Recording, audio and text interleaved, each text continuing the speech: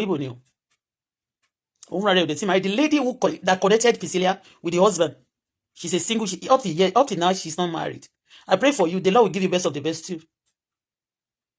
Oh, the Lord will bless you greatly. The Lord will bless you so much. The Lord will bless you financially, morally, and spiritually. Again, she's even responsible for the engagement, according to the statement, the information that she paid. She sponsored the engagement. You see, she's an Igbo girl.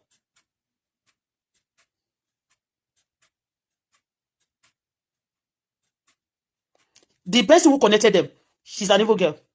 Clap for if you're Yoruba girl here, just clap for Igbo girls. I mean, clap for Igbo. Girls they come for now. Clap for them. But I'm more Igbo now. If I clap for you, I can also slap you when it is time. But for that lady, God bless you.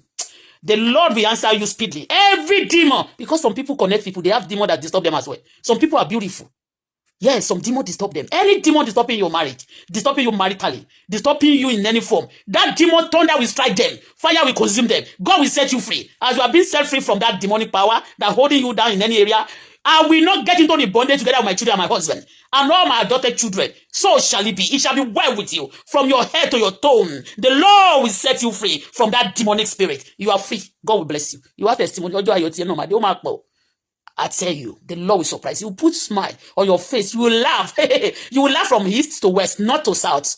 You will laugh from up and down. You will laugh everywhere you go. Smile. God will whelm you with glory, new glory. Yes, the Lord will answer you speedily. When you knock a door, from now on, that door of blessing, the Lord will open it for you. The Lord will answer you. The Lord will grant you your heart desire. It is well with you. I love you. I don't know you, but I love you. Now, a lot of celebrity, you especially Yoruba celebrity, Iyabo friends, but some important people too are missing there. But no problem. But it's okay. It's okay. Wumi too, she's there. It's okay.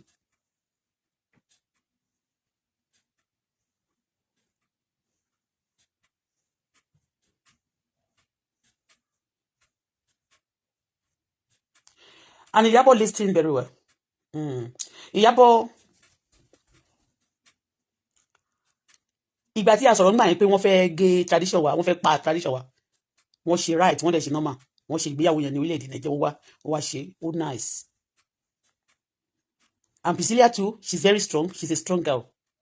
Because mo kàn imagine wọ́n ṣe múra láti ìjẹta yẹn, ó máa wọ aṣọ, I think aṣọ yọkọ̀gọ̀ àti makeup, you know. No be small thing. She's try. Glad for you. The father too, you know. The father of Priscilla, the original father. Thank God. He present. Oh no, bàjẹ́. Priscilla ọmọ Ojo kúrè. Ojo ni Priscilla Ojo, oríkì Ojo, àwọn Ojo no man kini. Ojo kúrè mọ́jọ, alágàdá ogun, Ojo ò sí nílé, ọmọ ẹdìyẹ dàgbà. Tó bá wà nílé, á ti pàyẹ́ ẹ̀jẹ̀. Ọmọ Ojo, congratulations. Beautiful Priscilla.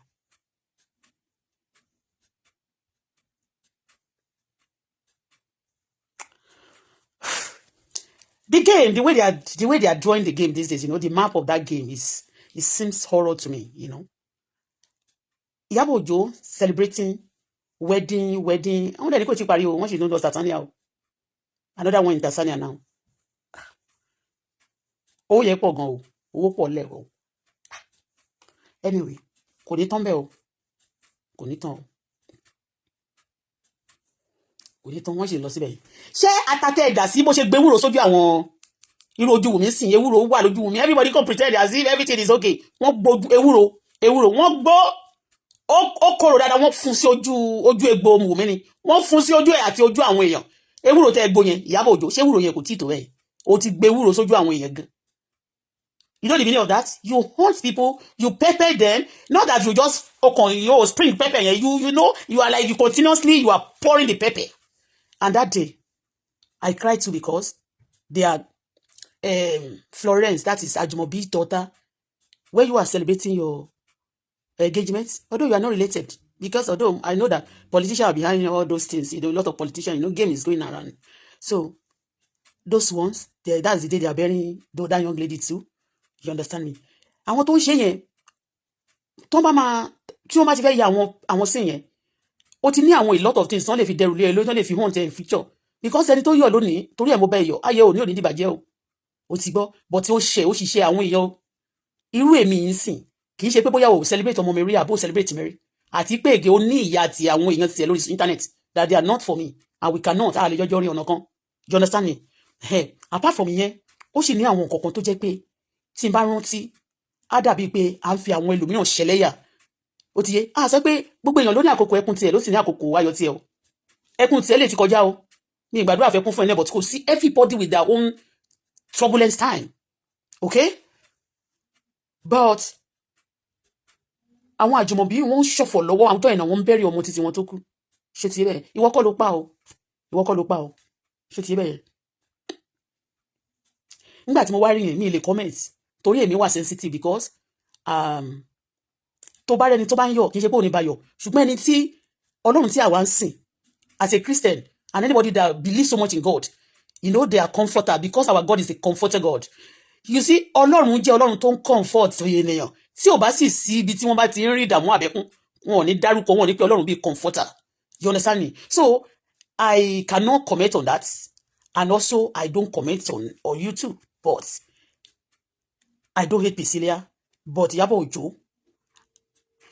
àwọn kọ̀ọ̀kan sì ṣẹlẹ̀ tí o táwọn èèyàn ní lọ́kàn torí a lot of celebrity náà wà miss a lot of people wọ́n ní wọ́n turn up gan they will turn up because that guy is not in Nigeria. Some people went to that party because they want to know that they want to have relationship with that your in-law, bro. I mean your son-in-law. Do you understand? They want to have relationship. Àwọn ẹlòmíì tó jẹ́ aṣẹ́wó àtàwọn ẹlòmíì tó jẹ́ ní oníṣẹ́kíṣẹ́ wọ́n fẹ́ gbé iṣẹ́ wọn wọ́n fẹ́ gbé wọ Tanzania.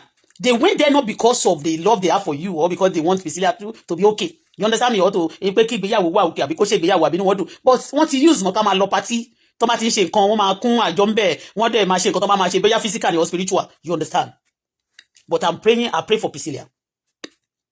And gbogbo nǹkan tó ta dẹ̀ sọ mo dúpẹ́ pé bá ṣe ń sọ̀rọ̀ yẹn ìmí nínú ẹ̀ lè hàn tí all of you corrected yourself including Polo everybody correct ara wọn pátá korogodo and that was very nice ìyẹn ó tún raise a lot of things àwọn èèyàn kan wà nínú ilé mi lánàá they see I'm checking mo ṣe rí inú mi dùn gan I'm so happy for you but at the same time I'm sad in some area not because of you I'm not jealous of you I'm not jealous of you I don't hate you I don't envy you because some things torí pé inú bá ṣe wà inú ju ọ̀run lọ. Our stomach is very far. A lot of people have died. You check the autopsy, you realize what exactly what killed them, what died them. But some people, when you are trying to study them, you will not understand them till you get old. So our stomach, that's the meaning of that. Our stomach is very far. Our heart is very far. Okay? Iyabo Ojo. Ọmọ Yíbò ló kọ̀nẹ́tì ọmọ ẹ̀ mọ́ ọkọ tó fẹ́ yẹn. Ọmọ Yíbò lọkọ ẹ̀. Ọmọ Yíbò náà ní nígbà tó fẹ́ ṣe náà ṣẹlẹ̀ anybody can choose whatever ọmọ Yíbò náà ló dìbò fún ọmọ Yíbò náà ló bá lọ everybody has their choice but now let me talk about Mohbad.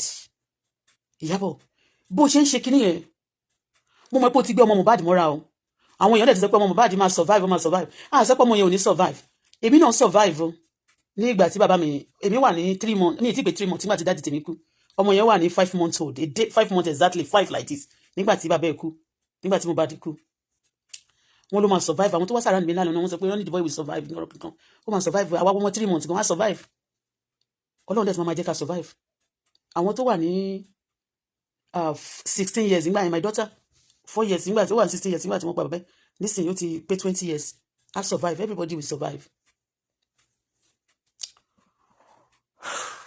mo mọ̀ pé Iyabo you are powerful on the media too on this social media. Iyabo Ojo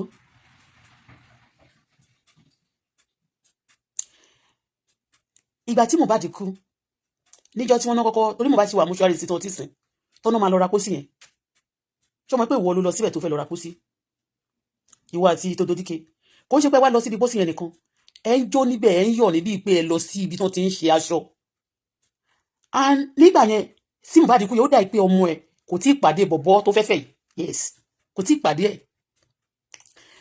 bó ṣe ṣe ní ìgbà yẹn mi kí story ò kí ń tàgbé ara ẹ̀ o anything náà bá lọ ṣe but apart from pé bóyá o sùn pẹ̀lú ẹnìkan kò sí tó kàn mí pẹ̀lú yẹn but ọ̀rọ̀ Mohbad yẹn fún ẹ olójú inú àti àwọn èèyàn obìnrin tí ò bá ń ṣe ìka ènìyàn àti àwọn èèyàn tí ò bá ń ṣe àjẹ́ tí ò fẹ́ rú ẹ̀ kan ṣerú ẹ̀ fáwọn ṣe rí pé kéèsì yẹn gbogbo àwọn tó ṣe Mohbad kéèsì nígbà torí nígbà tó fẹ́ kí n gbẹnu kúrò bẹ́ẹ̀ wọ́n ní kí gbogbo wọn bú mi ni wọ́n máa ní kán lé mi sẹ́yìn bíi pé bóyá wọ́n hate mi wọn ò dẹ̀ nímọ̀ wípé olùgbàlà tó wá sáyé gan nítorí pé tí Jésù bá wà láyé ó ì máa ṣe ìyanu tó ń bó ṣe kọ́ ó máa ṣe jù bẹ́ẹ̀ lọ wọ́n kọ́ ṣe kọ́ fún wa they rejected him.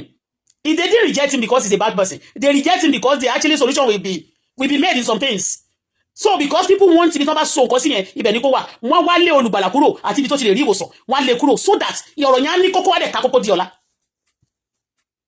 Wọn ò tí ì sin òkú Mohbad ó lọ síbẹ̀ yẹn àmì kí lórúkọ ẹ̀ Ìyábọ̀ ó ṣe ní pé ó lọ ra pósí ẹnìkan ó ṣe bí kó wọnú boutique ọjọ́ yẹn ni ẹ̀rù ẹ̀ ti bà mí bó ṣe wà yẹn ọmọ ibi tí mo ti wá respect lára ẹ̀ mo respect ẹ fún kankan ó máa ń bú mi indirectly o ó bú mi directly báyìí tí n bá kó ìṣẹ́ tí mo sọ̀kan fún ẹ lè mú nǹkan tẹ́ bá ti ṣe láwọn tó rẹ̀ ní sílẹ̀ òye pọ̀ lẹ́gan tẹ́ ti ṣe sílẹ̀ ètò ẹ̀ ti gbé pamọ́ ẹ máa kọ́ tiẹ̀ fún mi ẹ máa bẹ àwọn èèyàn kan ṣe oríṣiṣẹ́ tó ń stand I know all these things but mo sì ń wò ẹ pé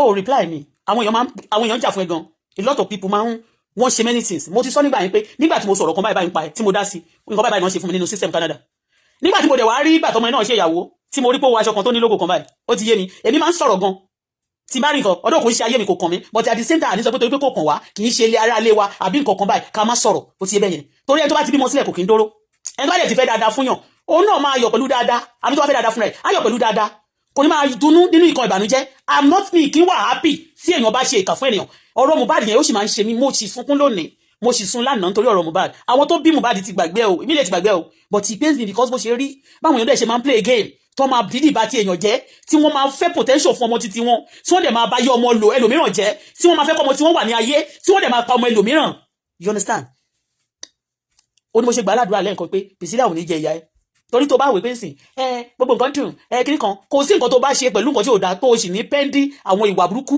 àbí nǹkan tó bá ti ṣe tí ò dáa tó ò tí sàn ó sì máa gbẹ̀san o ẹ̀san sì máa ké o kì í ṣèyàn Ọlọ́run wà tó yẹ pé kámà ní Ọlọ́run kò Ọlọ́run ó lè mí fúnra mi ò bí nǹkan mìíràn mùsùlùmí sọ nínú Al-Quran bíbélì náà sọ ó ní kẹ́nikẹ́ni má ṣe gba ẹ̀san ó torí tèmi ní ẹ̀san ìyẹn mi pé mò ń bọ̀ kankan bó ṣe sọ nínú ìwé ìfihàn 22 verse 12 ó ní èrè mi ń bẹ pẹ̀lú mi láti sọ fún oníkálukú gẹ́gẹ́ bí iṣẹ́ ọwọ́ rẹ̀ ní ìgbà mìíràn tó bá ṣe sweet fáwọn ènìyàn báyìí wọn ò ní mọ̀ pé nígbà kan tó bá yá a máa sun ẹ̀san gbogbo ohun tá a bá ṣe bó jẹ́ dáadáa ni a máa kájọ bó jẹ́ burúkú náà ni a máa kájọ Ọlọ́run ní jẹ́ ká kájọ nǹkan burúkú.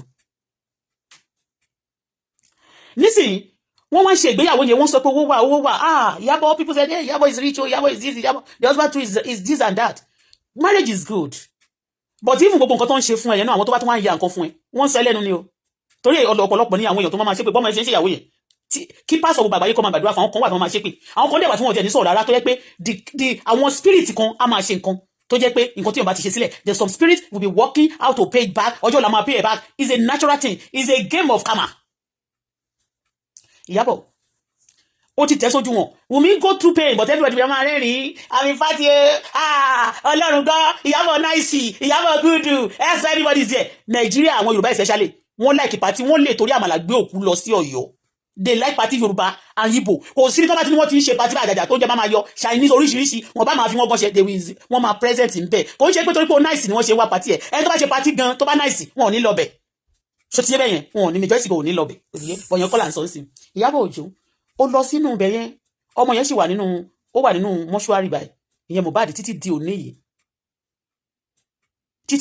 yìí up to date the boy is still in the mud ní mọ́ṣúárì there not buried bó sì tẹ ra níjọ́ náà lọ́hùn everybody jáde how can you go to that place and started laughing you are laughing and dancing there as if nothing happen you represent somebody new now let me now go there Mohbad tó wá kú ọmọ Yíbò ọkọ ẹ̀ olóògbé lọ London last the traveling tó ní wọ́n ló gba Canada visa kò débí torí even little things àwọn máa ní Canada ni wọ́n fẹ́ wá Canada ni wọ́n lọ Canada ni wọ́n fẹ́ lọ Canada ló gbogbo Canada náà ti lọ school tí wọ́n ò rí iṣẹ́ ṣe Canada ló ṣe báyìí yẹn kọ́ lásán ṣe nísìnyí ọkọ ẹ̀ pọ̀ ló ó promote bọ̀bọ̀ yẹn lọ sí ìlú London ọmọ yẹn ṣàlàyé fún ẹ ó rí ẹ face to face as like a sister like a ọmọ àmì ìyàwó girlfriend boss òun tó gbé òun promoter òun tó gbé òun travel ọkọ ẹ promote ẹ ọkọ ẹ ní láti ọkùnrin tó promote ẹ out of the country ó promote ẹ but no promoted that guy to London together you went to London together for that promotion you were there together with Polo for that promotion Mohbad came back they said Mohbad even explained to you according to your husband ní no voice bọ̀bọ̀ kan tó wà lórí tàbí ó ní pé even the guy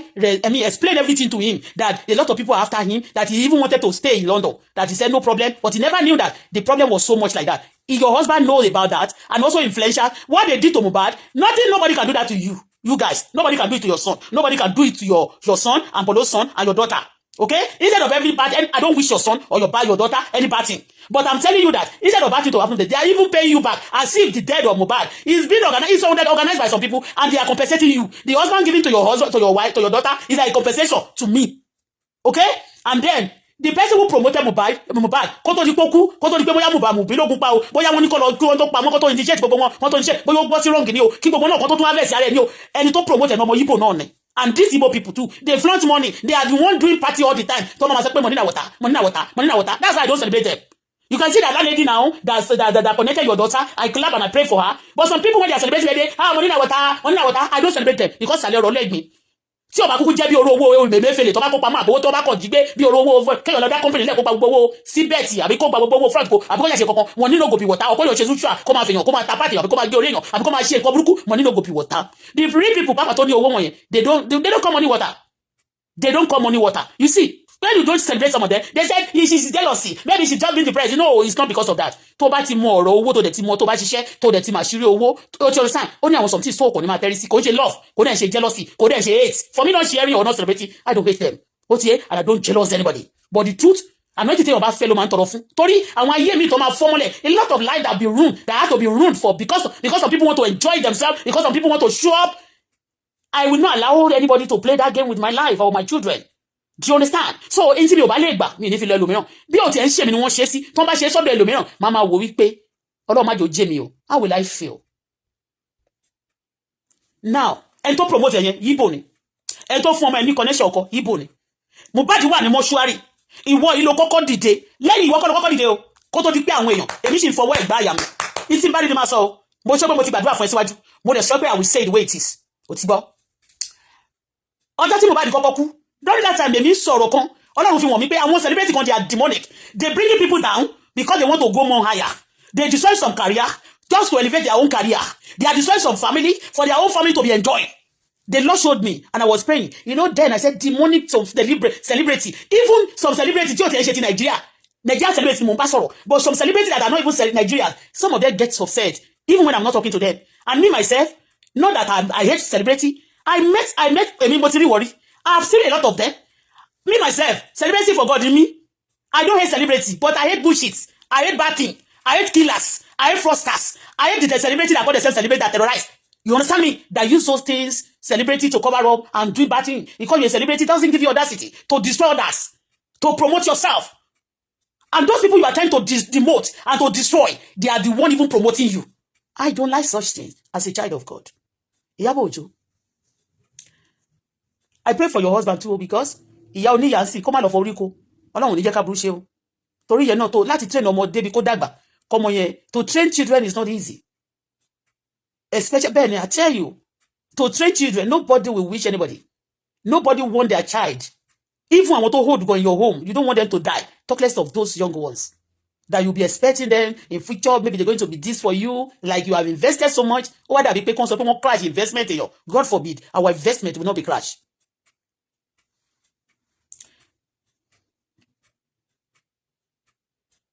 I notice Iyabo kò sí nǹkan tó bá lọ ṣe aburú tí ó bá kú jẹ́ pé bóyá you are trying to cover your side up you too you don't feel concerned. People used to say you used to fight for people, you used to be concerned about people.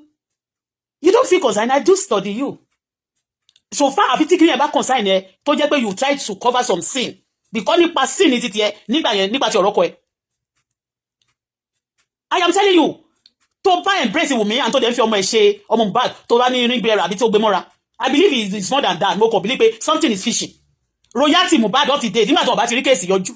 Báwo náà ṣe fẹ́ rí royalty, bàbá náà ṣe fẹ́ sọ pé okay o, wọ́n fẹ́ rí gbogbo nǹkan. Everything kàn fọ́ papọ̀ ni. A lot of people have made money. A lot of people àwọn ìran Mohbad at the end of everything. Tí care is not taken. Ọmọ yẹn gan, wọn ò ní jẹ́ kó gbádùn nǹkan tí bàbá ẹ̀ bá ṣe sílẹ̀ láyé. Anybody nínú family wọn ò ní gbádùn kankan. Because téèyàn bá ti rí ojútùú ọ̀rọ̀ tí ò dẹ̀ gba justice fún. Báwo ló ṣe fẹ́ rí owó gbà gan? Báwo ni wọ́n ṣe fẹ́ kí gbogbo nǹkan yanjú? Kò ní sí ìyanjú kankan níbẹ̀. Àwọn kan banújẹ́ lójoojúmọ́ and then nígbà yẹn no ma plan bóyá àwọn èèyàn ló ń ṣe fún ẹ bóyá torí politics náà ṣe ń ṣe ni then you just be happy. You are not the only one in Nigeria Iyabo Ojo. You are not the only celebrity láti ìgbà tó ti wọlé ní ìjọba yẹn tó ti wọlé tó bá ń ṣe nǹkan báyìí you brace one ariwo kan wà tún gbé sókè àwọn kan dẹ̀ ń sunkún bó ṣe ní kẹ́ máa ṣe yẹn kó dáa. I am telling you Iyabo Ojo ọmọ tiẹ̀ sì wọ́n yọ̀ bàbá Mohbad àti ìyá Mohbad àti gbogbo àwọn tó bá súnmọ́ Mohbad tó rí lè fẹ́ràn Mohbad èmi tí mi ò súnmọ́ wọn mi lè share kíní yẹn I cannot share it ó dà pé kàn bá yé ọmọ ẹlòmíràn jẹ ni kàn wá fi compensate a lot of people lè má wá sí party ẹ̀ but there is something to cover up nípa ikú Mohbad tó dẹ̀ jẹ́ pé àwọn alágbára ayé àwọn èèyàn mọ̀ they cover this thing wọn ò dẹ̀ fẹ́ kí ìdájọ́ wà mo fẹ́ béèrè lọ́wọ́ ẹ̀ Ìyábọ̀ ó ní rírú ẹ̀ o ṣùgbọ́n àdúrà tá a gbà yìí a máa gbàdúrà ọ̀gá má jàrí kàjú àti ọlọ́mà jàrí wàhálà ẹlòmí àti ìwàhálà but èmi kò sọ fún ẹ pé mi ò wish ẹ bad ní àwọn nǹkan tí mo ṣe sọ pé tó bá jẹ́ ìwọ lè gba irú ẹ̀ bó ṣe yìí ṣe nísìn náà ayé ẹnì kan ìbá bàjẹ́ ẹni tó bá sọ òkú ẹ̀ tó bá wà ní mọ́ṣúárì bẹ́yẹn tàbá tó tẹ̀ bá ti gbà kíríkan ó ti tán bẹ́yẹn ayé ti wà wájú ayé tiwa nìyẹn bí ìpè mo ṣe ń sọ ni pé wọ́n fọ́fìtì ayé Mohbad mọ́lẹ̀ wọ́n lọ gbé ọmọ mi ẹlòmíì wá láti ìlú Tanzania àbí bẹ́ẹ̀ kọ́ lẹ́yìn tí ọmọ ẹ tó gbé ilé Naira Marley tó ti date many people tó jẹ́ musician tó dẹ̀ fẹ́ wọn tí àwọn Yorùbá yóò gbà wọ́n fẹ́ mi ò sọ pé kọ́mọ ẹ má lọ́kọ o mi ò bá mi sọ pé kọ́mọ ẹ má lọ́kọ o àwọn olórin mélòó kan náà sọ pé ọmọ ẹ ti date òun àti Wùmí mi ò gbèjà Wùmí torí Wùmí bó ṣe wà yẹn kò mọ nǹkan kan mọ́ bí tó bá kàn tí mọ́ náà ni wọ́n kàn ní dákẹ́ kò tí ì ní iye ó di ìgbà tó bá di lálẹ́ kọ́lọ̀mbrẹ̀là tó mọ̀ pẹ́rù ló ń gbé ṣùgbọ́n ẹni tó bá ti ní ìrírí àti gbogbo nǹkan tó ń ṣe fún Mohbad yẹn they torture that guy till he die and your husband is part of people who listen to this person and ni ọmọ Yíbò ló tún ṣe kíni ló tún promote ẹ̀ kó tó tún padà lọlé nígbà tí Mohbad kú sílẹ̀ ní ọjọ́ náà lọ́hùn gbogbo àwọn ọmọ Yíbò àtàwọn oríṣiríṣi èèyàn náà ti débẹ̀ kí bàbá ẹ̀ tó débẹ̀ o bọ́dẹ̀ ṣe dé ní ọjọ́ yẹn lọ́hùn ìwọ iná ló ń pa wájú ló ń gbẹ̀yìn you cover up for some people you cover up for some things àwọn èèyàn sunkún ìgbà tó bá sunkún yẹn ni wọ́n máa yọ̀dẹ̀ máa ní ìwọ jẹ́ activist ni wọ́n ìsí ọmọ Yíbò yẹn gan ṣe fún ọmọ yẹn I don't think you can do it for anybody tell me ilé ìgbéyàwó tó ti so pọ̀ èèyàn mélòó ló ti connect tó dẹ̀ marry Iyabo Ojo yàtọ̀ sí ilé tó bá dàrú tell me marriage tó ti so pọ̀ èèyàn mélòó ló ti connect tó jẹ́ ọmọ kékèké wọn yẹn queen mother tell me apart from your daughter èèyàn mélòó ni wọ́n ti connect nínú àwọn queen yẹn tí wọ́n máa ń queen yẹn how many of them ló ti marry tó jẹ́ pé influence ẹ̀ náà fi marry but you can make money through them because all the queen mother tó bá mọ àwọn ṣẹlẹ̀ àwọn èèyàn tó bá ga nínú ayé àti àwọn èèyàn tó bá jẹ́ politician kó fún wọn lówó kó fún àwọn ladies yẹn kó connect wọn mọ́kùnrin tó bá dẹ̀ fún wọn lówó kó fún wọn ní part of it kí wọn náà kó fi ṣe you are doing that too wọn kò ṣe pé bóyá àkúrọ̀ ọmọ ẹ̀ nìyẹn but kò ní tó bá wo ní kálukú tí Nigeria government àti anybody bá ṣe kankan sí but the sórí àwọn nǹkan tí game tó play yẹn is too horror for your daughter is too horror for your daughter a lot of musicians mi olórin kankan náà ń bẹ̀ náà mi ò mọ orísìí tẹ́ fi pò lórí mi ìró lórin like mi mọ̀ bóyá ẹ̀ mọ̀ má pè ní mi dẹ̀ mọ̀ sí mi ìró lórin bẹ̀ mi sọ pé kò lọ pò lórin báyìí o yàtọ̀ sí kí lórúkọ bọ̀bọ̀ tí wọ́n ló ní P-Square àwọn ọmọ ìbejì yẹn ìkan nínú wọn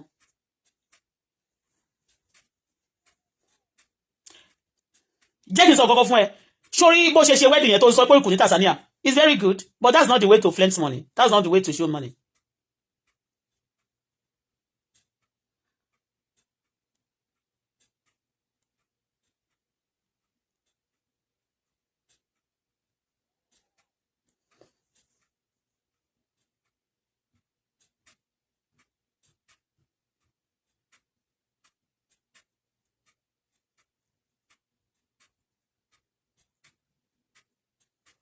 wọ́n náà ìtún lọ sí Tanzania ṣẹ́wọ̀n tí mọ̀ pé wọ́n ti dọ́kọ̀ àti àwọn sí ẹkàn fẹ́ ṣe pẹ́ lówó bọ̀bọ̀ yẹn even the richest in Tanzania mi ò sọ pé richest tó bá ti ṣe party ní ẹ̀mélòó kan wọ́n ti ṣe marriage ó ti wà okay ẹ ti wá ṣe tradition tó bá ti ṣe tradition Nàìjíríà tẹ̀lẹ̀ ti ṣe wedding yẹn ó sì fẹ́ lọ ṣe Tanzania tó máa big kan ẹni tó bá lówó kan kì í waste ẹ̀ àfi owó tó bá jẹ́ pé kì í ṣe owó lówó ta kàn fẹ́ waste ta kàn fẹ́ ná nínú ọkùnà oníkan níkan la máa ń jẹ anyhow ó ti yé the game you are playing is too dangerous for the girl ọdún àmọ́ pé ẹni tí ọmọ ẹ lọ fẹ́ ó ti dá lágbára ni àti wọ́n ti gbé wọnú agbára náà tó bá ti fa lágbára ó ti dá lágbára ìwọ náà kẹ̀dẹ̀rẹ́ ó ti wọnú ayé gan náà gidi gan ni òun lójú ẹ̀ ṣe dábẹ́ yẹn èmi ò mọ bí ayé ẹ̀dùn mi ṣe máa bàjẹ́ ọtí máa fẹ́ fi tèmi in fact kí má mọ anybody ọjọ́ kan ọmọ mi ṣe nǹkan kan mo wá mo like picture ẹ̀ bó ṣe rí báyìí mo kàn fẹ́ mú kàn gbọ́mọ mi sókè ni kò kàn pẹ́ ni mo kàn rí pé wọ́n announce pé ẹnìkan kú and it's a young person kò kàn mí immediately I deleted that video the video and the picture of my daughter mo lè gbé sí ẹ̀nà agbẹ́kọ̀ọ́ kan mi náà mi ìfitọ́mọ́ wọn náà bíbélì gan sọ fún wa táwọn ẹlẹ́kùn bá sunkún a máa bá wọn sunkún ni tó bá ń yọ̀ wà tó bá wọn yọ̀ bọ̀ tí gbogbo èèyàn bá ń sọ pé gbogbo ìlú le arákọ̀ gbogbo èèyàn gógógó ìwọ nìkan lára wá ń tù níbi táwọn èèyàn ti ń pariwo ọ̀dọ́ náà ń pariwo àwọn èèyàn kó oríṣiríṣi ìṣẹ̀lẹ̀ kọ́kọ́ òdẹ̀ ṣe ìwọ mi ìjẹ́ ní kábúrú ṣẹ́ o àní ọmọ tẹ̀yẹ náà òdẹ̀ wá fi ń yànyàn lójú flaunt it's good but ìwọ̀ntúnwọ̀n nílẹ̀ jẹ́ ìwọ̀ntúnwọ̀n ní gbogbo nǹkan èèyàn òdẹ̀ kí rẹ́yàn jẹ àbí kó rẹ́yàn jẹ kó wá rẹ́ta ọmọ yẹn Mohbad go down it's like ọmọ yẹn àbò ó lè má jẹ́wọ́ àbẹ́nìkan ló ṣe Mohbad go down Wunmi go down ó lè don't know torí wọ́n ṣe wá ń gbé ọmọ ìyá mi yẹn láma ní ilẹ̀ kíní ń gbé ọmọ àbúrò yẹn náà ń gbé I never pray for that. Then nobody don't like room for me. Kó sọ pé kó ń kú kẹ́ni kan máa gbé ọmọ òun kan máa pọ́n ọmọ yẹn lé kan máa ṣe bí fake love fún ọmọ kan máa sọ pé ìyẹn ni.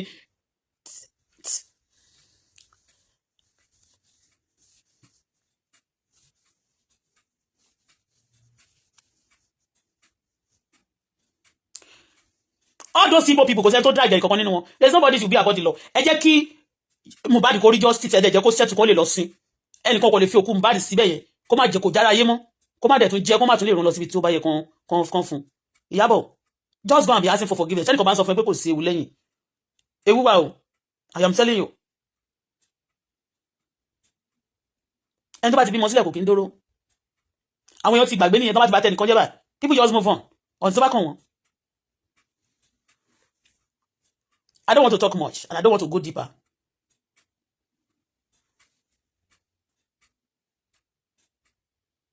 Wọ́n máa sọ pé wọ́n jí èèyàn gbé ní orílẹ̀-èdè Nàìjíríà. Mo máa ń bèrè these days ni. All of celebrating Nigeria. They celebrate every day. Nobody steal them. Nobody kidnap them. Nothing happened to them. They never. They won't say economy is bad. There's everywhere is bad. Everywhere is bad. Nobody even attacking them. No, they never tell you that. They don't feel concerned. And all the people who are crying at the economy, everything is bad for them. They are no man wo. These days, I am telling you. Ọjọ́ mo ti wo fíìmù last. Mi ò wo fíìmù. Mi ò wá yàtọ̀ pé kí kò rí clip kankan gé káàkiri lórí media. Mi ò wo. Mama ní lọ sí YouTube lọ wo. Mo sorry láti sọ. Kì í ṣe pé bá mo fi ń ṣakọ àbí mo fi ń gbéraga. I don't watch it. I feel kò ṣe mi ò lè sọ tẹ́lẹ̀tẹ́lẹ̀ but nísìnyí, you know. Àwọn tó dẹ̀ ń go down yẹn, àwọn majority of it ló máa ń liberate yín. Iyabo, all the game you are playing, everybody, àwọn tó bá drums, mo mọ̀ pé ó ní àwọn a lot of girls, àwọn máa sọ pé, Queen Mother. Wọ́n lè, ọmọkọ́mọ tó bá bú mi, ó máa ṣòfò sọnù ni. Ó máa ṣe òfò. Ọmọkọ́mọ tó bá kàn sọ pé òun fẹ́ ta sí mi, mo lè máa sọ̀rọ̀ tí máa rí ẹ, àbí tó kàn gbé mi gbékúgbé. Ó máa ṣe òfò ni, máa kàn gbàdúrà fún mi dẹ̀ ní sọ̀rọ̀. Because àti ẹ̀bá bro sọ̀rọ̀, ní wọ́n máa kó tiẹ̀. Máa gbàdúrà tó bá ti bèrè, tó bá ti ṣe fún mi, máa ṣe fún ẹ padà. That's it. Tó bá ti ṣe fún mi, máa ṣe fún ẹ padà. Life nìyẹn. Because a lot of people know how to destroy other people's life. They will make sure they render you useless. And then mama many come exalt there. Because wọ́n ti lọ wo agbára kan. Mama ni wọ́n ń jà àwọn kan gbé. Mo sọ Nigeria. Wọ́n ò jí celebrate kọ̀kọ̀ gbé. Wọ́n ń ṣe party ẹ̀ lè gbọ́gbẹ́ ìkọ̀kan sọnù. Àwọn kan wá láti ìlú Tanzania sí. Wọ́n ṣọmọ Nigeria. Kò sí ọ̀kan tó máa ṣe wọ́n máa lọ máa bọ̀. But ìwọ kan lọ. Mama gbé pé wọ́n gbé nìkan mìkan. Wọ́n gbé nìkan mìkan. Èmi kú ti sọ fún wọn tẹ́lẹ̀ pé àwọn celebrate náà tó bá ti yá. Tá bá ti ríra wa dáadáa. Wọ́n máa bèèrè lọ́wọ́ yín. Tó ti yé. Èmi náà celebrate ni mi. Celebrate for God.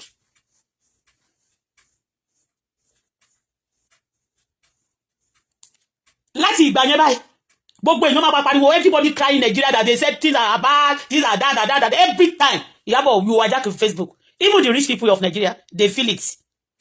I know the rich, a lot of rich people in Africa, even in the world, they feel it. Everybody feel it. Gbogbo àgbáyé ni economic disaster wà. And it's just the grace of God. Even pastor that used to say that they have grace, that they collect tithe and offering, no, they collect, they are not giving back to the government, to the society. They feel it. Things are not like before. Why can the whole world be crying, the whole Nigeria be crying, and only you be God be rejoicing? Are you the only one? What you are doing is clear though. And the Omo Iyabo Mohbad, they should do quick and just and declare it and let people know. Come to get money now. Come on, family don't see someone for long. Because Omo wants someone, they're not going to see that child again. Mohbad misbehave. The way you normally play your game. You play game on people's intelligence. Even in family, they will fight themselves and destroy. Your family will be destroyed. All your family will be the one that is in accord, in harmony. You are the only one that is able in Nigeria, ko? Iyabo. All the game is too horror for Pisilia. I love Pisilia. I love you too. But you are too, like, I don't know. Mama, you are a liar. Báwo ló ṣe máa sọ pé, wo, ẹni tó bá ti bímọ sí kò kí ń dóró. Ẹni tó bá ti bímọ sí only game to man gbá. You know that you play the game little. Your game is too horror. People will be thinking that he just saying he has money. Which money? Ni? Money. Iyabo is not rich. Even if ológun tó lóhun lówó yẹn, gbogbo ló sọ̀rọ̀ yẹn, táwọn olówó tán bá ti broke tán bá ti ní mọ́tò lẹ̀, wọ́n kàn máa fi gbéra náà ni. Gbà mí náà kẹ̀dẹ̀ kan máa rent it out, wọ́n tún máa rent mọ́tò yẹn. If they are broke, you don't know. If everybody today, this one is arrested, this one is arrested. All the game, gbogbo royalty Mohbad is bóyá wọ́n tẹ̀ sí fẹ́ nà tán àmọ́ bí tó wà. Where is the money safe? Who is in charge of the money? Is it with me that said they what happened? They said, where is your Mohbad royalty? How are you coping now? He said some people are trying to help me. I'm selling some things now online. You do have sure? He said, no, I don't have sure. But some people just try to give me they render some assistance to me. Even the father, people render assistance to them. Even the mother, people render assistance to them. All the family, people render assistance to them. Even the baby, the guy left, they render assistance to them. Where is the royalty? The cost where they refuse to let us know what happened exactly. And some people just be enjoying. And then the whole country, they say country is not good though. Nobody will ever believe that Nigeria is not good. With the way celebrity used to do every day. Are you the only one in Nigeria that everything is well with you? Everything is okay. Everything is okay with you. But other citizens, everything is not well with them. And you say you call yourself, an activist. An activist when you are activist, you are trying to speak for people. Whatever happened around you also should be affecting you.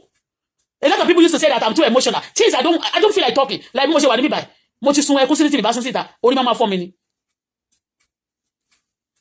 Ìgbà tí mo bá dikú yẹn, ìwọ ló lọ sí ẹ̀ tó fẹ́ lọ ra pósí. Gbogbo yẹn wọn ò ní rí. I love you. I love ọmọ yẹn. Mo love oríire èèyàn. But at the same time, nobody must destroy another person for ipò òfin lọ sókè. It's a bad attitude. And gbogbo àwọn ẹ̀mí burúkú tó máa fẹ́ pé àwọn ní Illuminati àti orí burúkú yẹn. Àwọn ló máa ń ṣe òtí yẹn. Tó bá ti lọ gbé orí burúkú, they make people, some people go down. And some people they promoting some people. Iyabo Ojo, horror film ló fi ọmọ yẹn gbá. Yeah, she's enjoying. She got this. No problem. Husband, no problem. Hey, this one, no problem. No problem. You alone, no problem. Láti ọdún méjì tí ìjọba tó wà lórí oyè Nàìjíríà tó ti dé. Tó bá ní wọ́n fẹ́ ṣe nǹkan kan báyìí náà tí gbogbo ìlú ó pé, okay, we want to die. You just bring one noise to cool down to another noise. You are playing game. You just bring one thing like that and we are going to suppress yẹn ni. Jẹ́ kọ́ ọmọ yẹn rest díẹ̀ ká bá lè rojú ètò òṣètórí géèmù tẹ́ kọ́kọ́ gbé dé ńgbà náà ni géèmù Mohbad ó dẹ̀ play role dáadáa ó fẹ́ máa gbá run gbà tó ti bá gbà lọ́wọ́ ẹ̀ báyìí ó kò gbé wọ́n kò gbé mi ìṣẹ̀ lọ́wọ́ ni you have to play this role you have to play this game till they finish this this tenor àbí bẹ́ẹ̀ kọ́ torí kò tiẹ̀ yé mi fún ẹ. Gbogbo àwọn Yíbò tó ṣe kíni yẹn wọn query kankan nothing been said about them gbogbo story tó bá yẹ kó lọ sọ́dọ̀ ọba they cut it off nígbà tí Mohbad kú bàbá Mohbad sọ ó ní kò tó débẹ̀ o òun ti bá sílẹ̀ àtà òun mi mẹ́ tó débẹ̀ òun ti bá gbogbo àwọn musician wọ́n tó pé òun kò tó débẹ̀ ó sọ̀rọ̀ ọjọ́ yẹn ló kọ́kọ́ sọ̀rọ̀ tó kọ́kọ́ ṣe ó sọ̀rọ̀ wọ́n kàn fún wọn ní kẹ́ gba 2 million ẹ lọ sí òkú ọmọ yẹn kíákíá ẹ lọ ṣe kinní kan ó dẹ̀ òun náà dẹ̀ ti gbà torí kò mọ̀ ọwọ́ ìtọ́mọ̀ ẹ̀ òun náà kàn sọ owó ló pa bọ̀bọ̀ yẹn owó ló pa ẹ wo wọ́n ti sọ fún jẹ́nà pé kó sórí mọ́tò ṣé mọ́tò tẹ́ lò ilé ẹ̀kẹ́ bá lò ṣé tí mo bá lò bá wáyé tí ó bá sí ní láìfún wọn rárá ṣé wọ́n máa lo pọ́npọ́n débi pé wọ́n máa fẹsẹ̀ wọn ṣalẹ̀ ní àbí kọ́ máa kan kóló wọn. But people they destroy their family because they did that to me. That's why I know all this dirty game they play around. They make sure when they want to get step into your family because they want to get your things, they want to get all your money and your property. They will step into your life like this and they scatter everybody. They turn everybody against you. You are the right person. They will make sure everybody hates you because that's the way they play game. They will turn the good person to bad person. Biru Labake Olodo ta ló jẹ́ Labake Olodo. Labake wo ló ń ṣe dodo. Labake onírọ́ wo ló gbé síta tó ló ń jẹ́ Labake Olodo. So pé mi fẹ́ bá wọn ko dem láti jẹ́ pé àtijọ́ yìí sí wọn máa sọ pé we jealous of you. We are not jealous of you. Kò sẹ́ tọ́lọ́run ò ṣe fún àfẹ́ tó bá ní tòun tóun ẹ̀yin àwọn group of owó olè tó máa ń jálẹ̀ onílé fífó tí wọ́n àwọn tí kò má pàdé wọn lọ́nà ni ṣẹ́rù àwa la máa sẹ́ tọ́lọ́run ò ṣe fún wa kò sẹ́ tọ́lọ́run ò ṣe fún àfẹ́ tí ó bá ní ti tòun tóun Ọlọ́run ṣe fún wa àwọn olè jálẹ̀ onílé fífó tiẹ̀ ní abẹ́lẹ́pọ̀ tà gbogbo náà àfi kúkúrú ajá àwọn ẹ̀ abẹ́lẹ́pọ̀ number 1 ajọmọ́ṣọ́ òbájọ́ òkèrè òkòdélé abájá ọlọ́mọ jẹ́ bí títí wọ́n ṣe àwọn ní kọ́lọ́ máa jà gbé wọn kọ́lọ́ máa gbé wọn pàdé wáyé wa mọ́ wọ́n da gbogbo ilérú pátá gbogbo àwọn tó yẹ kó fẹ́rẹ̀ wọ́n sọ wọ́n di ọ̀tá ẹ̀ because they want to play that dirty game by the time they finish with you nobody will stand with you and when you don't have people around you again then again wọ́n máa rẹ́rìn àwọn máa yọ̀ wo ẹ̀rín yẹn ọ̀rọ̀ yẹn fíìmù yẹn is horror film ṣótiyé wọ́n ń paná wọ horror film ní tòótọ́ ṣùgbọ́n tọ́rọ̀ film kan bá dé tó bá play horror film to some level wọ́gbọ́n di horror so Iyabo Ojo you are horror to me you are horror tó bá ní kẹ́ ṣe ìyàwó yẹn okay o ọmọ mi a sọ pé wọ́n ní ká má ṣe ìgbéyàwó bá ti ṣe ìgbéyàwó tó ṣe engagement yẹn ètò ṣe Nàìjíríà ti wáyé ṣe kò tó ètò lọ ṣe ní Tanzania ikú ṣe ṣe báyìí because owó kan wà níbi kan tẹ́ kàn ná àbọ̀wọ́ Emefiele wà lọ́wọ́ ẹni ṣé ó kọ́wọ́ Emefiele sí ẹ lọ́wọ́ Iyabo torí ibo ni ẹ ṣọ́wọ́ Emefiele wà nílẹ̀ nǹkan tó yé mi torí mo sọ lánàá pé àwọn tó wá láti Tanzania yẹn sí tá àbá care is not taking they will be a carrier they will carry something from Nigeria to Tanzania wọ́n máa tún fọwọ́ Nigeria wọ́n máa fi invest in Tanzania Nigeria will be empty and they will be investing because àwọn America àti àwọn other country Europe gbogbo wọn ti reject Nigeria ó tún lè jẹ́ Africa nísìn tó ti lé bẹ́yẹn torí kò yé mi everybody wọ́n ní láìsí wọn owó tẹ ń gbèsè fún kíní ẹ̀gbọ́n lè fi socialize ẹni pé wọ́n sọ wọ́n remove subsidy àbí kí náà pín ó yẹ tẹ bá lè fi owó yẹn náà kẹfì socialize fún àwọn kí ìlú ṣe kíní ṣe bí ó ní ìwọ máa ń speak fún advocate òfin òdodo ló wà fún bọ̀bọ̀ yẹn gan kìí ṣe ọmọ kìí ṣe òṣìṣẹ́ ìsìn Tanzania ṣé olówó ju gbogbo olówó Tanzania lọ ni ẹgbẹ́ ọmọ ọlọ́mọ sí láti Tanzania kò mọ Nàìjíríà dáadáa sí tó bá lù pa ń sì yá ìlú máa ké àwọn kẹ̀dẹ̀rẹ́ àwọn tó bá lùyàn pa yẹn olórí ẹbí dẹ̀ náà máa ń wá kiri àwọn olórí ẹbí náà máa ń wá kiri ẹni tó bá ti jẹ́ olórí bí ẹbí wọn lálẹ́ yẹn náà máa lọ bá wá káàkiri.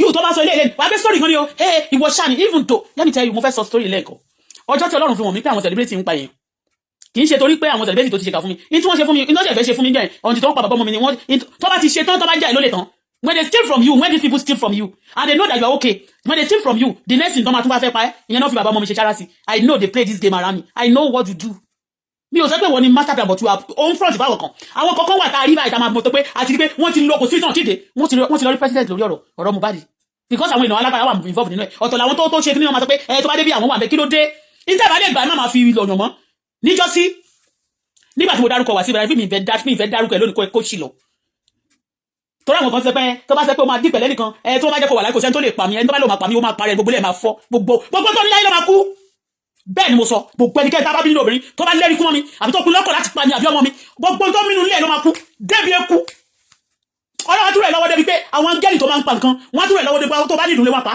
ibi tọ́lọ̀ máa bínú sẹ́dé because mi ń pọmọ lọ́mọ mi ń bá tèèyàn jẹ́ but ní Yorùbá yẹn ibẹ̀ náà máa jókòó sí wọ́n tún fi ọmọ wọn lé àwọn ẹlòmíràn lọ́wọ́ láti pa Yorùbá ni mo rí wọ́n ń ṣe ìkà to the level that àwọn tó ń ṣe ìkà ìkẹ́dẹ̀rẹ́ they don't want anything to touch their children àwọn àyìnbá máa sọ ìyá rere làwọn eléyìí bàbá rere làwọn eléyìí àwọn tó ń ṣe bàbá wo ìyá rere wo àwọn tó lè fi ayé ọmọ ọlọ́mọ gbà pààrọ̀ tó máa fa ayé ọmọ ọlọ́mọ gbà pààrọ̀ ògo wọn ò ní àwọn kan tún wà tó yẹ pé ìkà ni wọn á kọ́ wọn pé ṣèkà fún ara ẹ̀ àyàn máa ṣe àwọn yẹn ti ìdá fọwọ́ ara ẹ̀ ṣe ra ẹ̀ ó dà ṣọ́ra àwọn tó yẹ pé wọ́n mọ tí wọ́n fún lọ́mú wọ́n sọ àwọn dájá àgbòrò tá fún ọmọ wọn lọ́mú dáadáa wọ́n á tún lọ fún ọmọ lọ́mú wọ́n á tún fún ọmọ wọn bọ̀tọ̀ ọmọ títí wọn yẹn ọmọ ọlọ́mọ yẹn wọ́n máa bújẹ yamayama máa ṣan níṣan kùtàn wọ́n dẹ̀ mọ̀ pé yín wọ́n lóró.